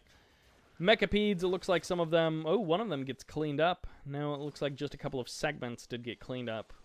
It's still 6 Mechapedes out on the map for Futurama. Wow, Ravagers. It's been a while since I saw Ravagers. Actually, I don't know that I've ever seen Ravagers actually used in like a regular competitive match. But I cannot do the dance of the Mechapede. I hope one day someone will do the dance of the Mechapede to teach me the dance of the Mechapede. And yeah, that is one change that is made in 1.03 is the Tiberium Agitation. Yeah, Tiberium Agitation, which is the ability of the Ravagers to blow up anything with Tiberium. It did definitely get a big upgrade in 1.03. BikeRushOwnz just going to be pushing on past all of these gunwalkers, going directly for the harvesters, and there's nothing here to stop him. Futurama, all of his Mechapedes caught in the temporal wormhole, slowed down significantly. Yeah, that's definitely a 75% slowdown. And, well, now the Mechapede's going to have to try and contend with the Ravagers as they do manage to not protect the refinery, but all of these seeker tanks going to be able to deal with the Mechapedes as they just force fire on the heads of the Mechapedes, it looks like. Well, that first one, the other one's not so much. And they do clean up one Mechapede. A second Mechapede very close, does get eliminated. 2 and 3 Mechapedes might go down before all of these seekers get eliminated, and that is going to be it for Futurama's army. He is dead in the water. BikeRush evening things up 3-3. And, man, that Seeker Tank army from BikeRush did wreck. They just totally wrecked Futurama. That was just it. Well, those Mechapedes didn't ever really get a chance to do anything per se. They tried, but no real damage output from those Mechapedes. And that'll do it for game number 6, I think. We got 3 more replays between these two, but honestly, the ones that Futurama wins, those have been the fun, exciting, interesting matches, and the ones that BikeRush wins, they're kind of less interesting. They're not totally boring. I was going to say boring, but they're not actually totally boring. We got to see a little bit of Ravager action, and BikeRushOwnz did pick a very precise moment to hit that second base, but it felt like Futurama was playing sluggish. I don't know that going for 6 Mechapedes was necessarily the best choice. Maybe 3 Mechapedes and then some kind of other army, maybe even going tripods. I don't know, but just like going 6 Mechapedes and then BikeRushOwnz just basically waited until they were out of position, pounced on that natural expansion and crushed it, and then that shard launcher upgrade meant that BikeRush's Seeker tanks could actually contend with the Mechapedes. So, yeah, it just felt like sluggish from Futurama, but hey, that's how these things go sometimes. All right, we're going to be jumping into some more replays. I'm going to take a quick little break to drink some water and some coffee, and then we'll get in there. Check out A of E4. So Age of Empires 4 and A of Age of Empires 3 Definitive.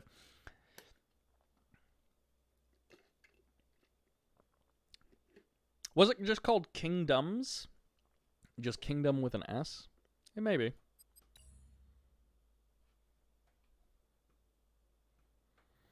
It was definitely like a medieval fantasy kind of a game. Not just like straight up medieval.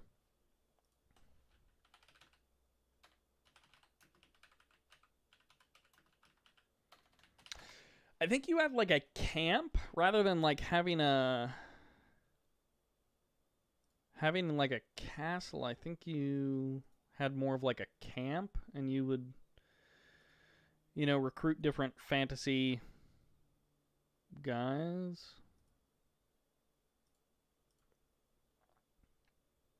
Oh, the name of this game is Total Annihilation Kingdoms. No, I don't think that was that.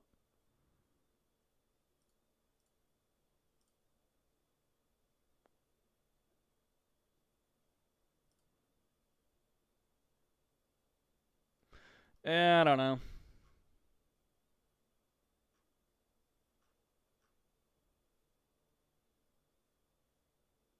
Oh, no. I think it was called Majesty.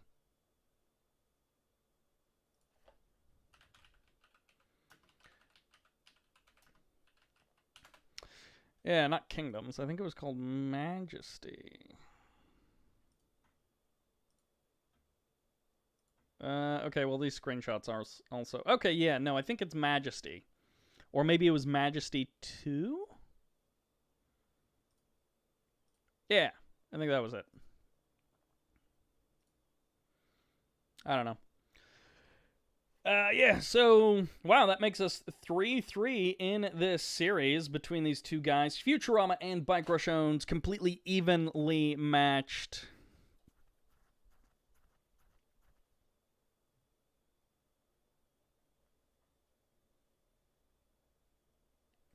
Why not cast 0 Hour, mate? So I have been having a weird problem with 0 Hour where my 0 Hour stutters. It's like every... I don't know, somewhere between like every 15 seconds to once a minute, my 0 Hour just stutters. And it's like the frame rate drops to 0 for maybe half a second, and then it goes back to normal. And it's like, you know, yeah, Majesty the Fantasy Kingdom, that might have been it. But it just completely drops down, and it's really annoying. It doesn't totally break it, but... I got a couple of 0 Hour replays that were sent in, and they were not good. And then also I was having that stuttering problem, so I just haven't grabbed any 0 Hour replays recently. And, yeah, I do need to revisit 0 Hour, because 0 Hour games can be so fun. They can be so frantic and so, like, back and forth in a very mobile way. And I love the action of 0 Hour and all the wonkiness of it. But in this case... we're checking out some more Kane's Wrath replays, and we are going to be jumping into Tournament Decision. Now, this is the modified Tournament Decision. We've got these lovely little ramps leading up to the tib spikes.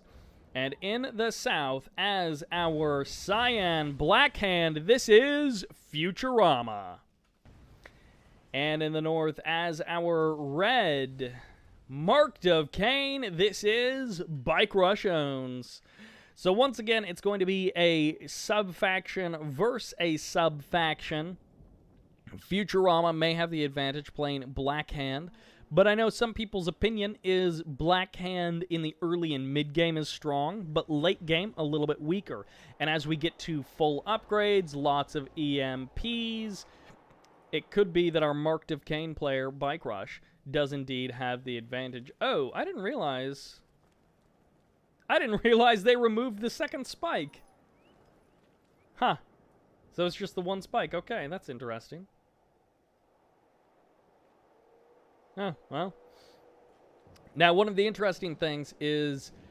I guess this is not interesting. But one of the things about this map, since this is one of the original maps made that came out with Kane's Wrath, is this is really a two-base kind of a map. You've got a giant green field that you start with, right? This is a 3 refinery, 7 harvester kind of a field.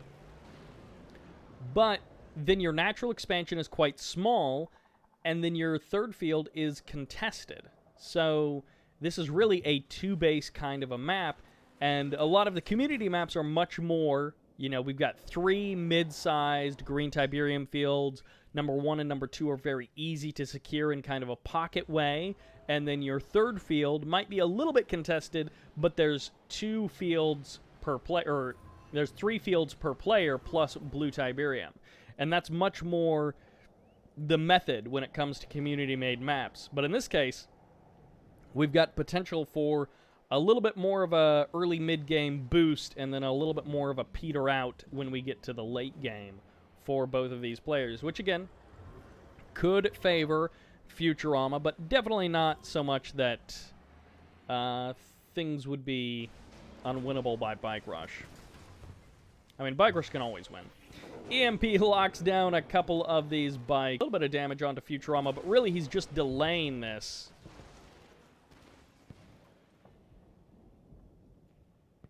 And... oh! It looks like we went offline for a moment. Are we back? If we're back, let me know. I don't know why I went offline.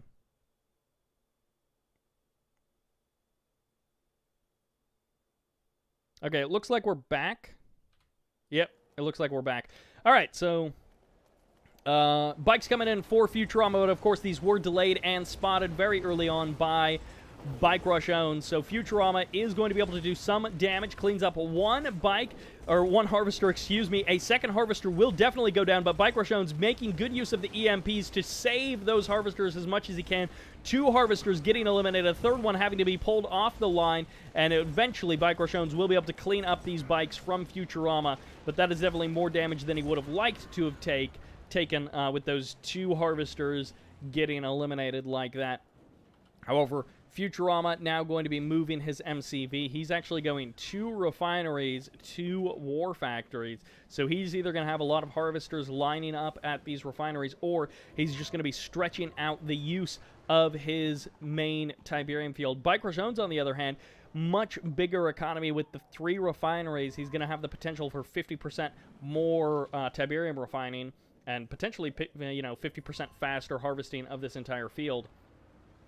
But we'll have to see exactly what Bike Rush is able to do with all of that cash. Futurama, on the other hand, going to be setting up a lovely second base and even potentially moving his MCV in such a way to potentially contest Bike Rush's second field. But no, for now, he unpacks there in the south, and in the middle of the map, a little bit of contest going on, but 3 Scorpion tanks and 2 buggies are going to be pretty easy for Bike Rush to deal with, especially with Defender's advantage, with the constant repairs that his units will indeed have.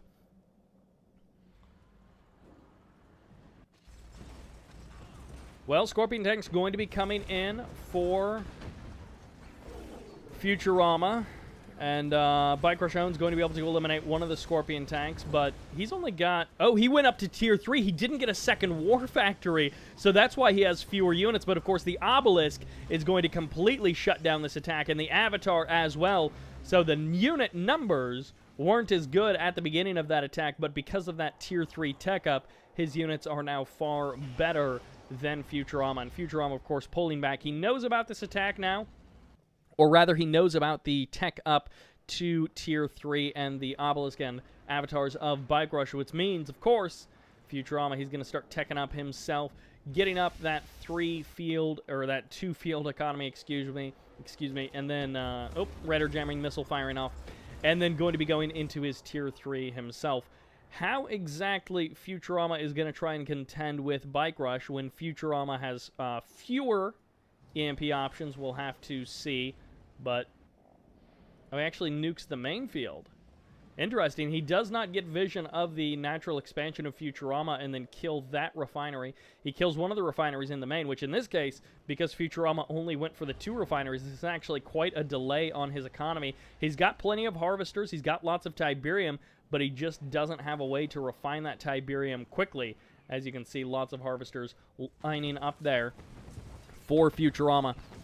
BikeRushOwnz going to be losing his tip spike. Always annoying when this happens. 1 buggy shows up for Bike Rush here in the south, and he is going to get eliminated eventually, but really killing this Tiberium spike is the much nicer move there for Futurama. And getting himself some vision as well. Is he going to nuke one of these refineries? I assume. Does he not have the... Oh, he doesn't have the catalyst plant ready. Is he about to finish it? What is he doing? Double MCV? Yeah, double MCV for Bike Rush. I don't know what that...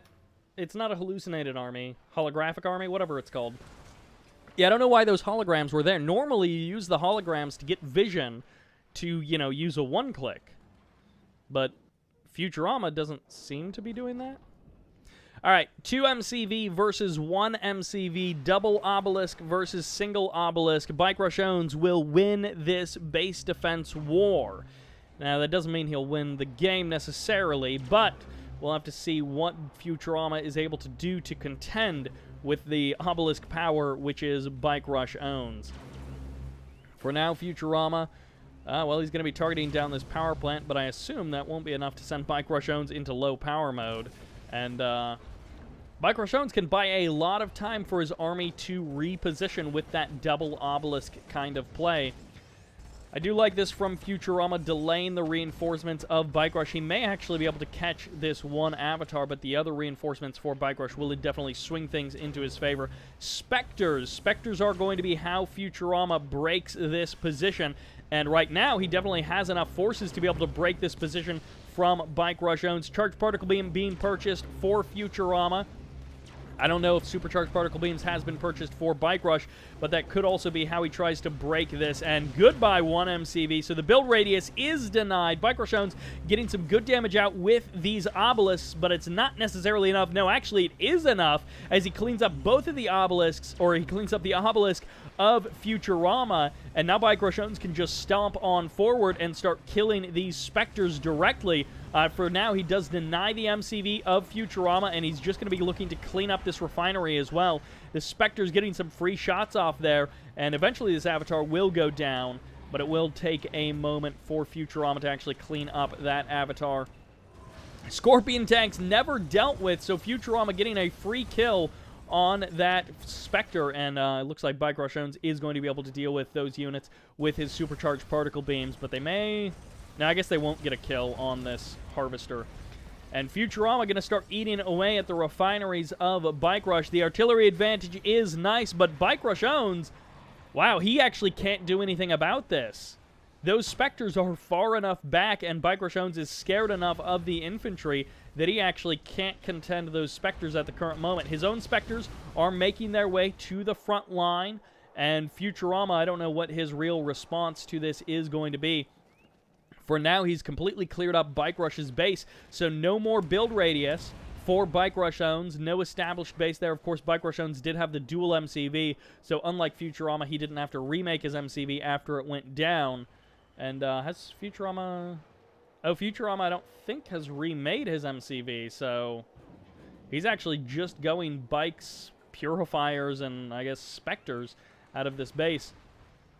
BikeRushOwnz conceding the bottom right-hand corner of the map entirely. One sneaky power plant still around as the radar jamming missile fires off once again. This power plant should go ahead and be eliminated by Futurama. But BikeRushOwnz has already repositioned his MCV up here in the northern half of the map. He's got access to this field. He was long-distance harvesting a moment ago. We did indeed see that. And this power plant's still around for Bike Rush. For some reason, Futurama not noticing it and not eliminating it. Air Tower also out on the field for Bike Rush. I think in this version of... Oh, was that Vertigos? Yikes, those Vertigos coming in for Bike Rush and eliminating at least 2 Spectres, maybe even 3 or 4. But in this version of 1.03, I think Black Hand still has Venoms. So Black Hand does indeed have air, but not Vertigos. As, of course, in the base game, no air for Black Hand. First refinery up and running for Bike Rush. Futurama going to be doing a little bit of damage, trying to eliminate these Harvesters, and may end up doing a bit of friendly fire there. But nope, the Harvester does manage to escape. Futurama going to be getting pushed a little bit out of the southern part of the map, and at least for now, Bike Rush is going to be keeping his Harvesters safe. Looks like Futurama is going to be contesting this position a little bit here, and potentially going for the kill of Bike Rush's avatar. And it's going to be 2 weakened avatars duking it out, but of course, the reinforcements for Futurama will decide this battle for us. Bye-bye, Avatar.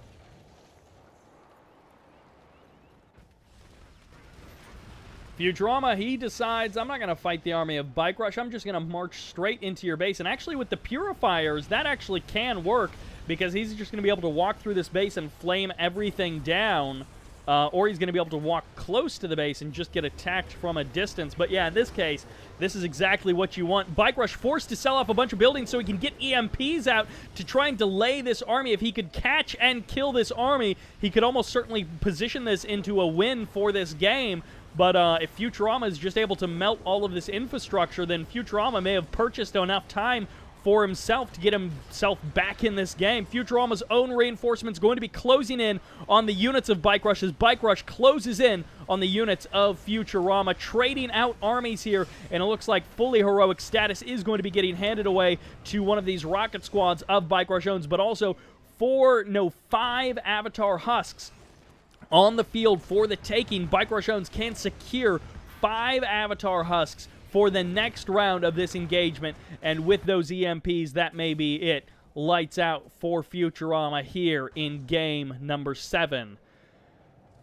2 more engineers. Could be a third one. Should be a third one on the way. There we go. All 3 husks will be reclaimed by BikeRushOwnz, and that is going to give him like 5 avatars to march forward into the rest of this game. Even another husk down here. So he could really get a lot of firepower out of this. EMP's showing up and locking down this flame tank. That's what it was. As Futurama is just literally trying to kill the buildings of Bike Rush, he might be able to win, not with the army, but literally just by killing the buildings. And now this power plant in the south seems like the best insurance policy that Bike Rush could have had, accidentally getting himself another chance in this game. But Futurama, if he identifies that, he can eliminate that power plant so quickly. And no, Futurama has not been able to eliminate the buildings of BikeRushOwnz. The MCV still stands. He drops another power plant, and the repeat EMPs are enough from BikeRushOwnz to push back this army of Futurama. Futurama finally eliminates that power plant in the bottom right-hand corner of the map. And BikeRushOwnz also with this hand of Nod keeping himself in this game. No! He sells it off. This MCV, low on health, is the only thing Futurama has to kill. Now, Futurama doesn't necessarily know that. Otherwise, he may just try and run down that one single building. But this is it for Bike Rush. Oh, he's out of cash. I think he's out of cash. I don't know if he actually has enough to get all of these harvesters. He's sending 4 harvesters loaded up with Tiberium into a different area of the map. And BikeRushOwnz doesn't have enough to get out a refinery. Oh, that's it. So all he can do is capture this Tiberium spike. This is it for Bike Rush. What you see is what you get as he marches down here with his purifiers freshly captured over from Futurama. The harvesters paving the way, literally paving over the bodies of Futurama's soldiers with their harvesting skills. And goodbye to 3 of the avatars, and BikeRushOwnz will lose that game as his army evaporates, and Futurama wins in the war of attrition. That will do it for that game. Game number 7 goes to Futurama. Opening up in this, not a real series, but 3-0, and then dropping 3 games in a row. And BikeRushOwnz looking like he was going to have a 4-game reverse sweep, and Futurama at the last second with the base race taking out BikeRushOwnz. And it all came down to Bike Rush didn't have the cash. Killing that Tib spike in, I don't know, like the 8-minute mark of the game or whatever, that is basically what won Futurama the game, even though he didn't realize it at the time. That was it. That cash income denied to Bike Rush. Look at that. He flatlines 13 minutes into the game. And for a minute and a half, he's spending cash like crazy. And then he loses that refinery to the flame tank. And unbeknownst to me at the time, that was it for him. He was done at that point forward. Wow. What a great game there from both players on decision.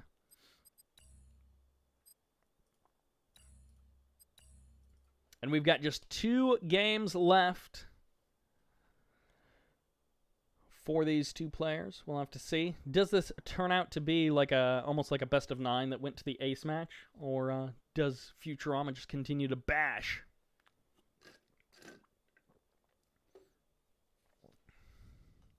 We will find out here on Tournament Undergrounds. Look at all that stuff down here. All those like aux transports. Little forklift. In the bottom left-hand corner, as our Cyan Steel Talons, it's Futurama. Technically up 4-3 in terms of map score. And as our red Steel Talons, it's BikeRushOwnz. So a 1 in 9 chance to get a random mirror matchup, but a 1 in 81 chance to get the same faction, or to get Steel Talons versus Steel Talons. But, you know, mirror matchups, 1 in 9 for Kane's Wrath. So, if you play 9 games, shouldn't be too much of a surprise. Who is better with Steel Talons on this day on Tournament Undergrounds? We will find out. Futurama trying to dive on the Combat Engineer of Bike Rush. He's going to try again. He may be able to get it. No, the Combat Engineer goes into the foxhole. Great move there by Bike Rush. That's exactly what he needed to do. Was that a bait by Bike Rush? I actually don't know. And the Engineer exits. Futurama is not going to be able to dive on this Engineer. And the Tib Spike advantage will go to BikeRushOwnz. It looks like there are 1 Tib Spike safe per player, and then 2 contested Tib Spikes. As BikeRushOwnz, I don't think he has another Engineer heading up to that northern Tib Spike. No, he does. Right there, I was looking for it on the minimap. I didn't see it at first, but here it is. So BikeRushOwnz, just right out of the gate, is going to have a very, just like, de facto advantage. Just like, no, I just literally have more cash than you. Look at all that Tiberium. Again, a 3 base kind of a map. Lovely, just straightforward expansions. Just drive north, drop refineries all the way north, and then a contested blue field in the middle of kind of your natural expansion and your third field.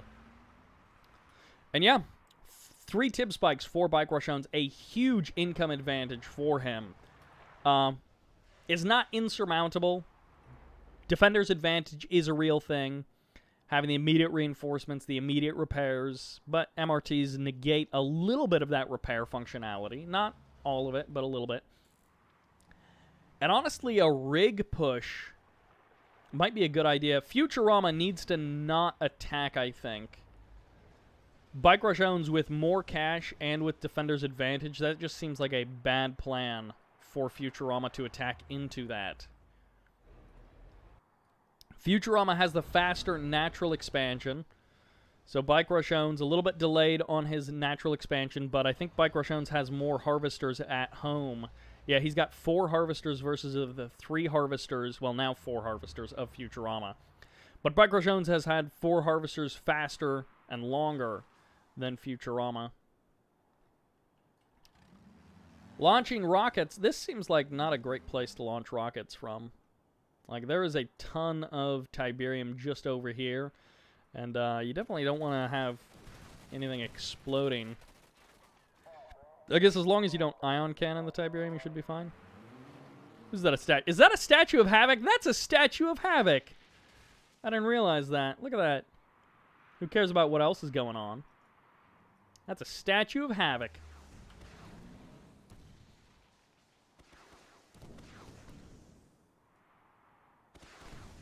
Well, that's 1 harvester down. Futurama able to strike down one of Bike Rush's harvesters, trying to eliminate that economic advantage that he has. 1 Titan goes down for Bike Rush, and it looks like Futurama is also going to be losing a Titan here. And, of course, Bike Rush with the repairs on his Titans. Wow, that Titan from Futurama survived. BikeRushOwnz didn't target it down. And BikeRushOwnz is actually going to be losing everything here. That was the ham-fisted attack. That was not a ham-fisted. That was like a fat-fingered attack from BikeRushOwnz.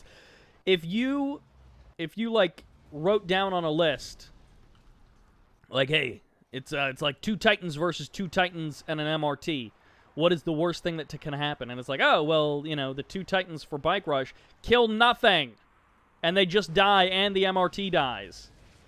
Futurama going to be giving away, it looks like, one of his Titans there, attacking into the rocket squads of BikeRushOwnz. But the rest of Futurama's stuff should be able to escape. It looks like the pit bulls from Futurama in the north here did get cleaned up by BikeRushOwnz there. And BikeRushOwnz going to be denying the harassment on his natural expansion. But Futurama at the same time drafting a barracks here in the north and going to be getting his own units. Command post down for Futurama and aircraft as well. So how do you break a player going for a bunch of Titans? Orcas are a good choice. Of course, there's a number of rocket squads mixed in with this army for BikeRushOwnz. And he's going to be able to eliminate the Orcas if they step a bit too close. Futurama scans the natural expansion of BikeRush, so he's got an idea of where BikeRush is with his expansion. BikeRushOwnz pushing a little bit here. I like the idea of keeping some constant pressure on the main base of Futurama, but this is just, like, too little. You know, a couple of rocket squads. They actually do clean up a Titan. Wow, Futurama let them clean up that Titan. But I think the real fight is going to be happening closer to this, you know, the natural expansions and the blue Tiberium and all that. BikeRushOwnz still holding these 2 Tib spikes. The 2 extra Tib spikes. A definite advantage for him. Futurama on the move with his MCV. He's got a lovely 2-base economy up and running. And rocket squads, maybe even a rifleman here in the middle of the map, but also this Titan just going to be delaying Futurama here in the south. Futurama with 3 Titans will be able to win that war if it comes to it. Infantry standing in the Tiberium fields, and pit bulls get some early damage on these Orcas as they're going to be harvester hunting, but it's 3 Orcas showing up to hunt harvesters, so they're not going to quite have enough rockets to clean up as many harvesters as they would like. 1 harvester goes down, but it almost doesn't, and that was a harvester full of blue Tiberium, not blue Tiberium. But BikeRushOwnz now going to be properly executing this attack, gets the kill on 3 harvesters. That is what you want to see. Futurama driving over those pit bulls with his Orcas meant that he only got the 1 harvester kill, and of course the AA battery also had time to come up for the defense for BikeRushOwnz. And now BikeRushOwnz getting further ahead in terms of economy, but Futurama faster on the 3rd base, which means if BikeRush can defend, he's going to have to strike down that 3rd base to stop Futurama from coming back in this game. And I'm a big believer in the defense of BikeRush. Futurama just walking into a trap of so much firepower, just unlimited damage coming out here for Futurama. And, well, if you're made a bad decision, just double down on your bad decision. Walk those Titans to their death. Just walk them in, let them die, and just see what happens. I don't know what Futurama is doing right now. This is... I don't know what that was. He just walked a bunch of Titans into a meat grinder for no reason. Orcas coming in for BikeRush. They get a kill on 1 harvester, it looks like. They don't think they got another one because of the pit bulls and the AA batteries from Futurama.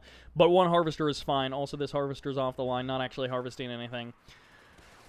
Blue Tiberium harvester going to be going down, and I guess Futurama just didn't want to have an army? I don't know what that was. BikeRushOwnz has a clear army advantage. He also should have a tech advantage. Yeah, so railguns versus no railguns. It's a tough battle to win, railguns versus no railguns. Futurama also hasn't gotten AP ammo, which is a bit problematic because BikeRushOwnz has had AP ammo for a while. Futurama going to be getting split between his natural and his 3rd base, as it looks like BikeRush going to be stealing this blue Tiberium. A couple of his infantry going to be taking some damage from that Tiberium, but BikeRushOwnz going to be able to stomp all over the base of Futurama. Goodbye, 3rd base. Futurama playing not as well as we've seen him play in the last couple of games here in game number 3. I guess he can technically still win this game, but boy, is this going to be like the most uphill battle for Futurama. Like borderline just a throw from BikeRushOwnz. Killing a bunch of harvesters would be a great way to start that off. It doesn't help with the railguns versus no railguns situation, but killing a bunch of harvesters would be a great way to get started. Unfortunately, BikeRushOwnz is establishing his own 3rd field there in the north, and Futurama has no MCV. He has no 3rd field. He, of course, has a war factory. He's now rebuilt his MCV, so that did slow down his production. He still has not harvested the entirety of this main field, so that's literally just cash on the ground that he has not been able to hoover up and take advantage of. Havoc would be disappointed. Futurama has been defeated. Not even a final battle, really, for us to see, and that will do it for this game. Futurama being struck down in game, I think, number 8 by BikeRushOwnz, and that means we are at 4-4. We're going to a decider match in this series of replays, and what a great back and forth this has been.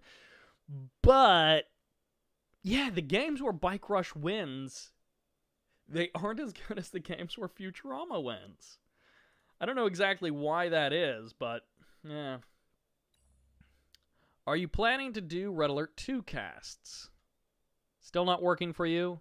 I guess we can all help you out. Yeah, but I also haven't tried getting Red Alert 2 to run since I tried like back in March or February or whatever that was. Or April, I don't remember. So I haven't tried in a little while, and I haven't had the time to try recently. But I would love to cast some Red Alert 2 because, as I've said, many times before, it is my straight-up favorite Command & Conquer game. And I mean, part of that is I played it a lot growing up, and I just loved it growing up. But from my understanding, a lot of the multiplayer is just like tank spam, which, it can be fun.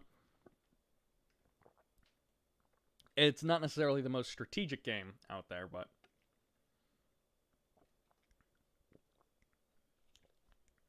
Suazen Adlin says, I'm late to the party. You are a little bit late to this party. This is actually the last game that we're going to be watching today. And this is going to wrap up our series. You have missed a pretty great series. Definitely worth watching. Definitely games 1, 2, 3. Watch those. And then game 7. And then the other ones, if you're feeling like watching some Kane's Wrath, definitely check those out as well. What's the issue with your Red Alert 2? So, ultimately, it's a stability problem. I can't get the game to run and record it for more than about 10 minutes. Like, if I'm just running the game, it runs fine. Or not necessarily fine, but I can at least get, like, games out of it. But if I'm recording and running the game, it crashes usually in about 10 minutes. Sometimes less than that. And then I was also having this problem with it. But this is not actually a problem. This is just like a thing that happened when I was trying to get it set up. So that was one of the problems that I was having. Oh, I guess that was back in May? Yeah. So, I guess it's been since May is when I tried to get it set up. But yeah, I can't get it to run. Now, I have been told that there's another version of Red Alert 2 which works better with Kane's Wrath, but it's like the online-only stuff. So, I haven't tried that out.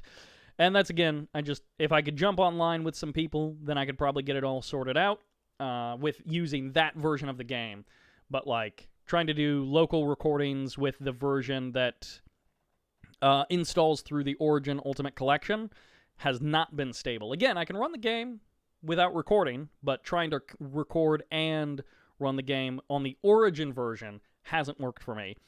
But, again, as I said, there's another version of Red Alert 2 which is available through, I think, CNCnet, which is like Red Alert 2 and Yuri's Revenge, but it's, I believe, only the multiplayer component of it. And that supposedly works much better.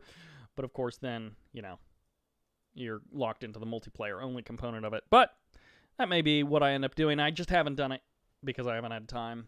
And, Kane's Wrath and Red Alert 3 already run and work fine, so it's much easier to just do that than try and set up a new thing. All right, boys and girls, this is replay number 9 in this 9-replay quote-unquote series. All right, welcome to Tournament Highlands for the last game in this broadcast. On the left side, as our red Steel Talons, this is BikeRushOwnz. And on the right side, as our cyan Traveler 59, it's Futurama. Futurama opening the series up very strong. 3 games, 3 solid wins. Then BikeRushOwnz fighting back, 3 wins on his side as well. Futurama taking game number 7, and BikeRush taking game number 8. Futurama fumbling a little bit there. And it all comes down to this. A Descent Rush opening, fast legs, not on the way? That seems to be building slow to be a stasis chamber. I think it's just a warp sphere, yeah.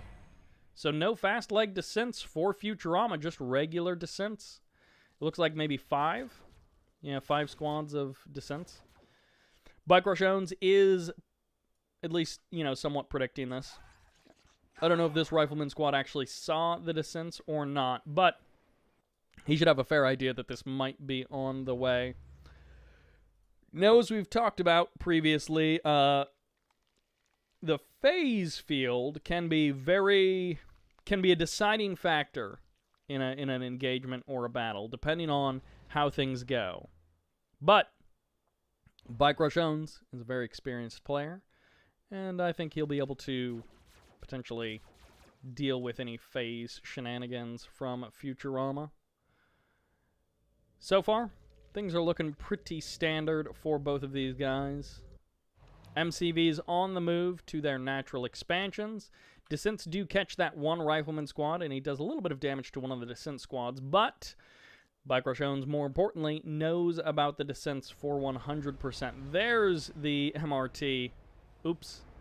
I forgot that he was playing with MRTs and not APCs, so without a Rifleman squad inside of that MRT, well, never mind, he's got a Rifleman squad inside of the MRT. But the mine drop in combination with the Rifleman may be the way that he deals with those descents. And for now, Futurama is actually just using the descents to kind of just secure this northern blue Tiberium field, which I don't know that that's really a huge advantage for him. Maybe it's a bit of an advantage, but he built those descents right out of the gate, and then he has done nothing with them. He caught maybe one Rifleman squad, but that's pretty much it. MRT does drop the mines, but they do kind of get... Ooh, well, one descent squad eats the mines, and the rest of them do clean up the mines. But again, this MRT delayed this descent squad push, which is now meeting up with some seeker tanks, but the seeker tanks are going to be fighting against pit bulls, and the pit bulls will definitely lose out in that fight if it's descents and seeker tanks against pit bulls. In this case, the Rifleman squad also getting eaten up by those descents, and with 3... Well, this is like one full descent squad worth of disintegrators, but 3 or 4 descent squads. He may be able to combo this with the seeker tanks to do some real damage. One Titan going to be showing up for BikeRushOwnz, and looks like one Gunwalker also going to be killing off one Pitbull there on the reinforcement path, and BikeRushOwnz able to push Futurama back. Now, of course, 1.03 gun damage, so from Watchtowers or Wolverines or Rifleman squads, has been nerfed a little bit against the vehicles of Skrin. So the Watchtower mass defense as the only thing available for the GDI player to defend against Skrin early game, that's no longer viable. You actually need something other than Watchtowers to kill Skrin vehicles now in 1.03. And, of course, this is a slightly old version of 1.03. But blue Tiberium long-distance harvesting for Futurama from the north and the south. I love this from him. He is grabbing... Oh, he actually grabbed both of BikeRush's Tiberium spikes. Futurama with 4 Tiberium spikes and the blue Tiberium from the north and the south. This dude is powering up eco-wise. AP ammo now on the way for BikeRushOwnz. But Futurama just needs to defend well, and just these 4 Tiberium spikes will give him an edge over time. A couple of engineers being produced by BikeRushOwnz, and he is also going into the airfield. Now, at the current moment, this may have just been for a couple of support powers, you know, calling in Orca strikes and that sort of thing. There's the scan, and I'm not sure what he's actually going to choose to Orca strike. He does indeed see the stasis chamber. He may have also seen the nerve center with that scan, so he may know the status of the tech. And he sees no Tier 3 for sure, but he has also not necessarily seen the entire base. Futurama kind of gearing up potentially for the south. Well, no, BikeRushOwnz is the one gearing up in the south, and he is going to be able to grab back one of his Tiberium spikes. And, well, it's AP ammo Watchtowers versus not that many descents. So those descents are going to be getting pushed away. BikeRushOwnz reclaims one of his Tiberium spikes. The other one is actually just going to get targeted down. So he has no interest in reclaiming that one. He did learn from that earlier game on Decision, where he basically lost the game because of not having that Tiberium spike, that he does need one Tiberium spike as a bit of an insurance policy. But I do believe Futurama held those spikes for more than long enough to be able to make it worth it. So those 2 Tiberium spikes being held by Futurama for enough time. Ooh, he scouts the tier 3. Being held by enough time, that it was worth it for Futurama. And of course, denying that income permanently to Bike Rush by forcing him to kill off one of those tib spikes is also nice. Now, BikeRushOwnz may be looking to strike down the Tiberium spikes of Futurama as well. A little bit of a tit for tat. You take my Tiberium spikes, so I'm going to kill your Tiberium spikes. And Futurama with that Prodigy out on the field. He's also got the gravity stabilizer, so he is getting just about everything in the book for Scrin. And also, it looks like he's been doing a pretty good job of stealing that blue Tiberium in the south. BikeRushOwnz now going to be taking away this blue Tiberium in the north, and railguns have been purchased for Bike Rush. It looks like BikeRushOwnz going to be contending mostly in the northern half of the map, as he's looking to, I assume, move towards the middle. No, his MCV is still here. He hasn't actually made his move towards the middle, curiously enough. I thought he was moving his whole army up there so that he could move his MCV and then start expanding there in the middle of the map. Firehawks. Oh my gosh. That's nuts. I didn't actually... Is this new in 1.03? I didn't realize the Prodigy could grab aircraft. I thought that wasn't possible. At the very least, this Firehawk is going to get a full scout off of Bike Rush's stuff. And then, I guess he's just going to force Bike Rush to kill his own Firehawk. And he's like, hey, this is money down the drain.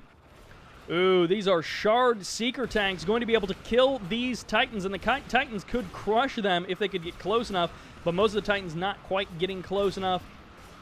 It looks like no more Titans do end up going down. The damage split across the Titans a little bit there.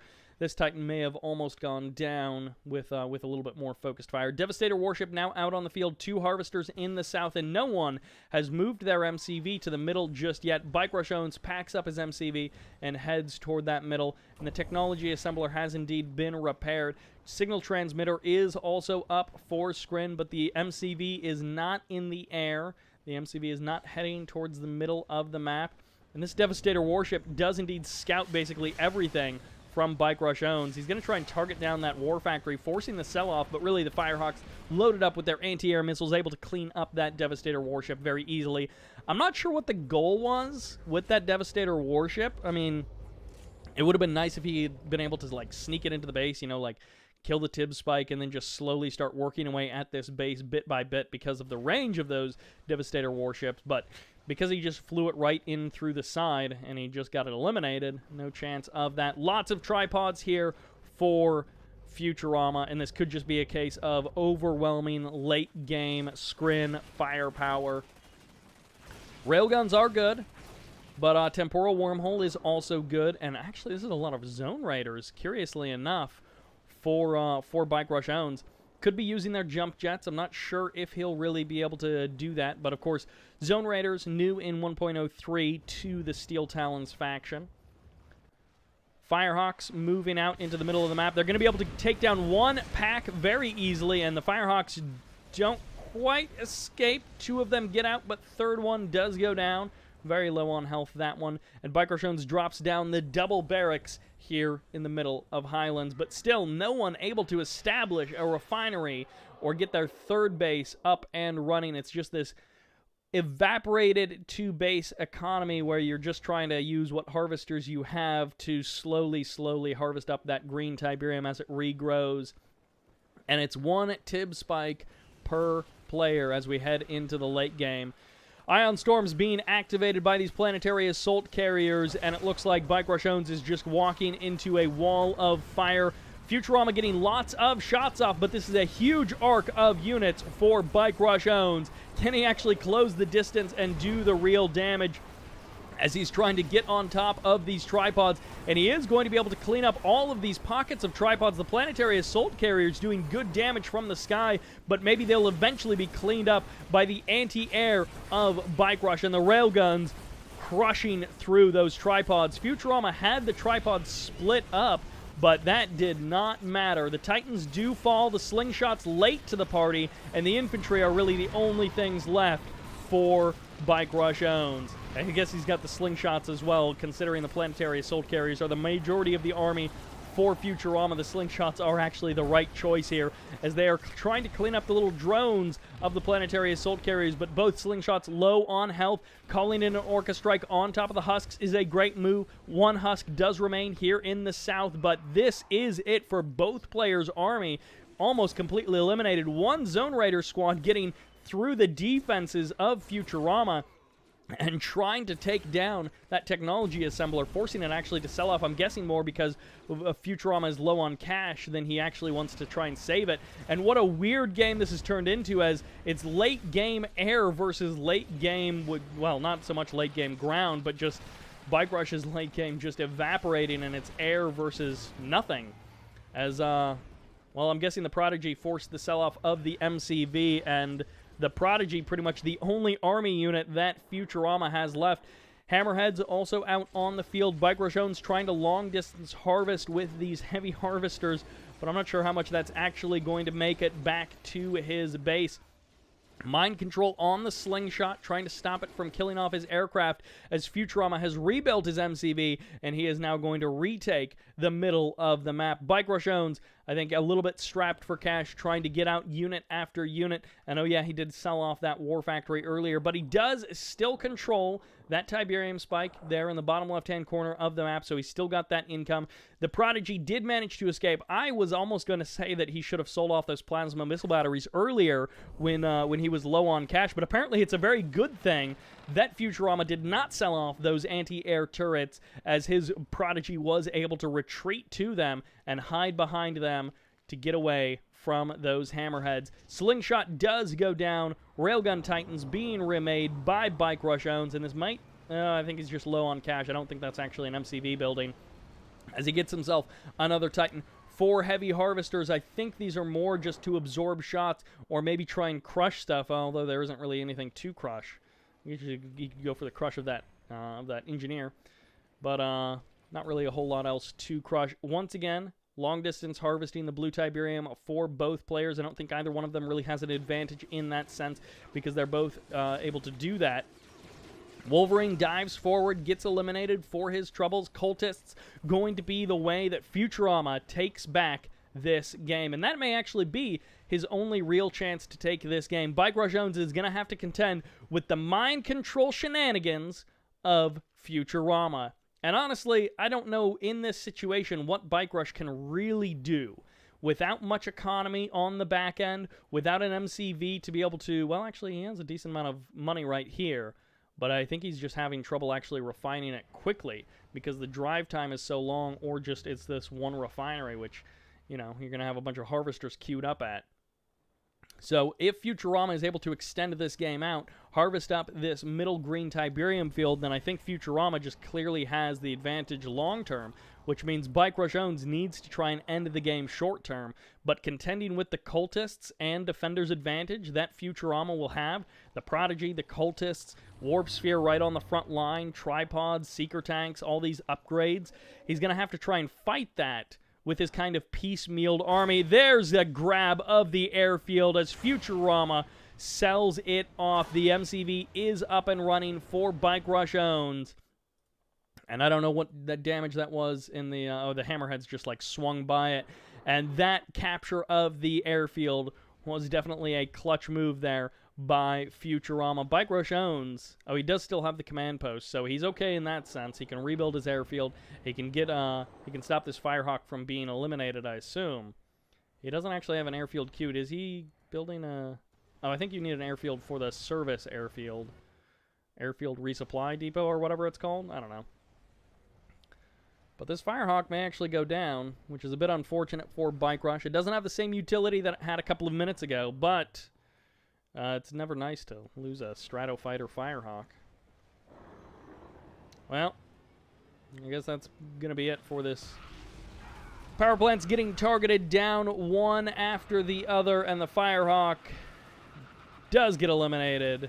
Goodbye, power plants. And ooh, if he could dive on that refinery, that would be great, because this is so much cash that he would be slowing down the harvesting of. 2 refineries on the front line for Futurama, and now with 2 warp spheres on the front line as well, he is in a very comfortable position, having taken almost no damage over the last couple of minutes and being the one to secure the middle of the map. BikeRushOwnz could still pull this one out. His ground army may still be stronger than Futurama's, I'm not sure, but I think the mind control is going to be the thing that Futurama really wins with. He's got at least 4 cultist squads and a prodigy, which is area mind control, no 5 cultist squads. So 5 cultist squads and a prodigy means 6 of these titans or these slingshots will be switched sides, and the area mind control may mean that these rocket squads aren't really doing a whole lot to help BikeRushOwnz. Now that is all up to the control of Futurama. So if BikeRushOwnz, or excuse me, that's all up to the control of Futurama. So if BikeRushOwnz is able to disrupt that, oh, is he going to call in? No, he doesn't call in the Buzzer Swarm. I don't know what that was, that lightning spike. I don't know what the purpose of that was. But if Futurama whiffs this, or if BikeRushOwnz is able to out-control Futurama and eliminate those cultists, then that could be it for Futurama. Let's see as he pushes forward here. The mind control not happening. Lots of riflemen from BikeRushOwnz, but also these Seekers and these Gunwalkers getting a lot of damage off to thin out the infantry of BikeRush.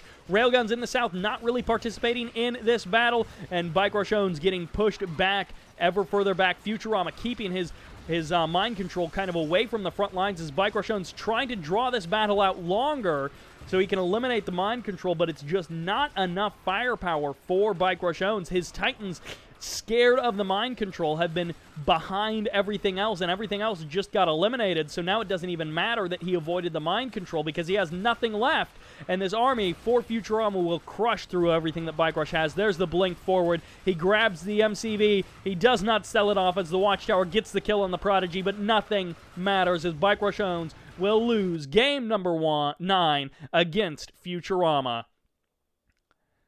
Yeah, so that was it.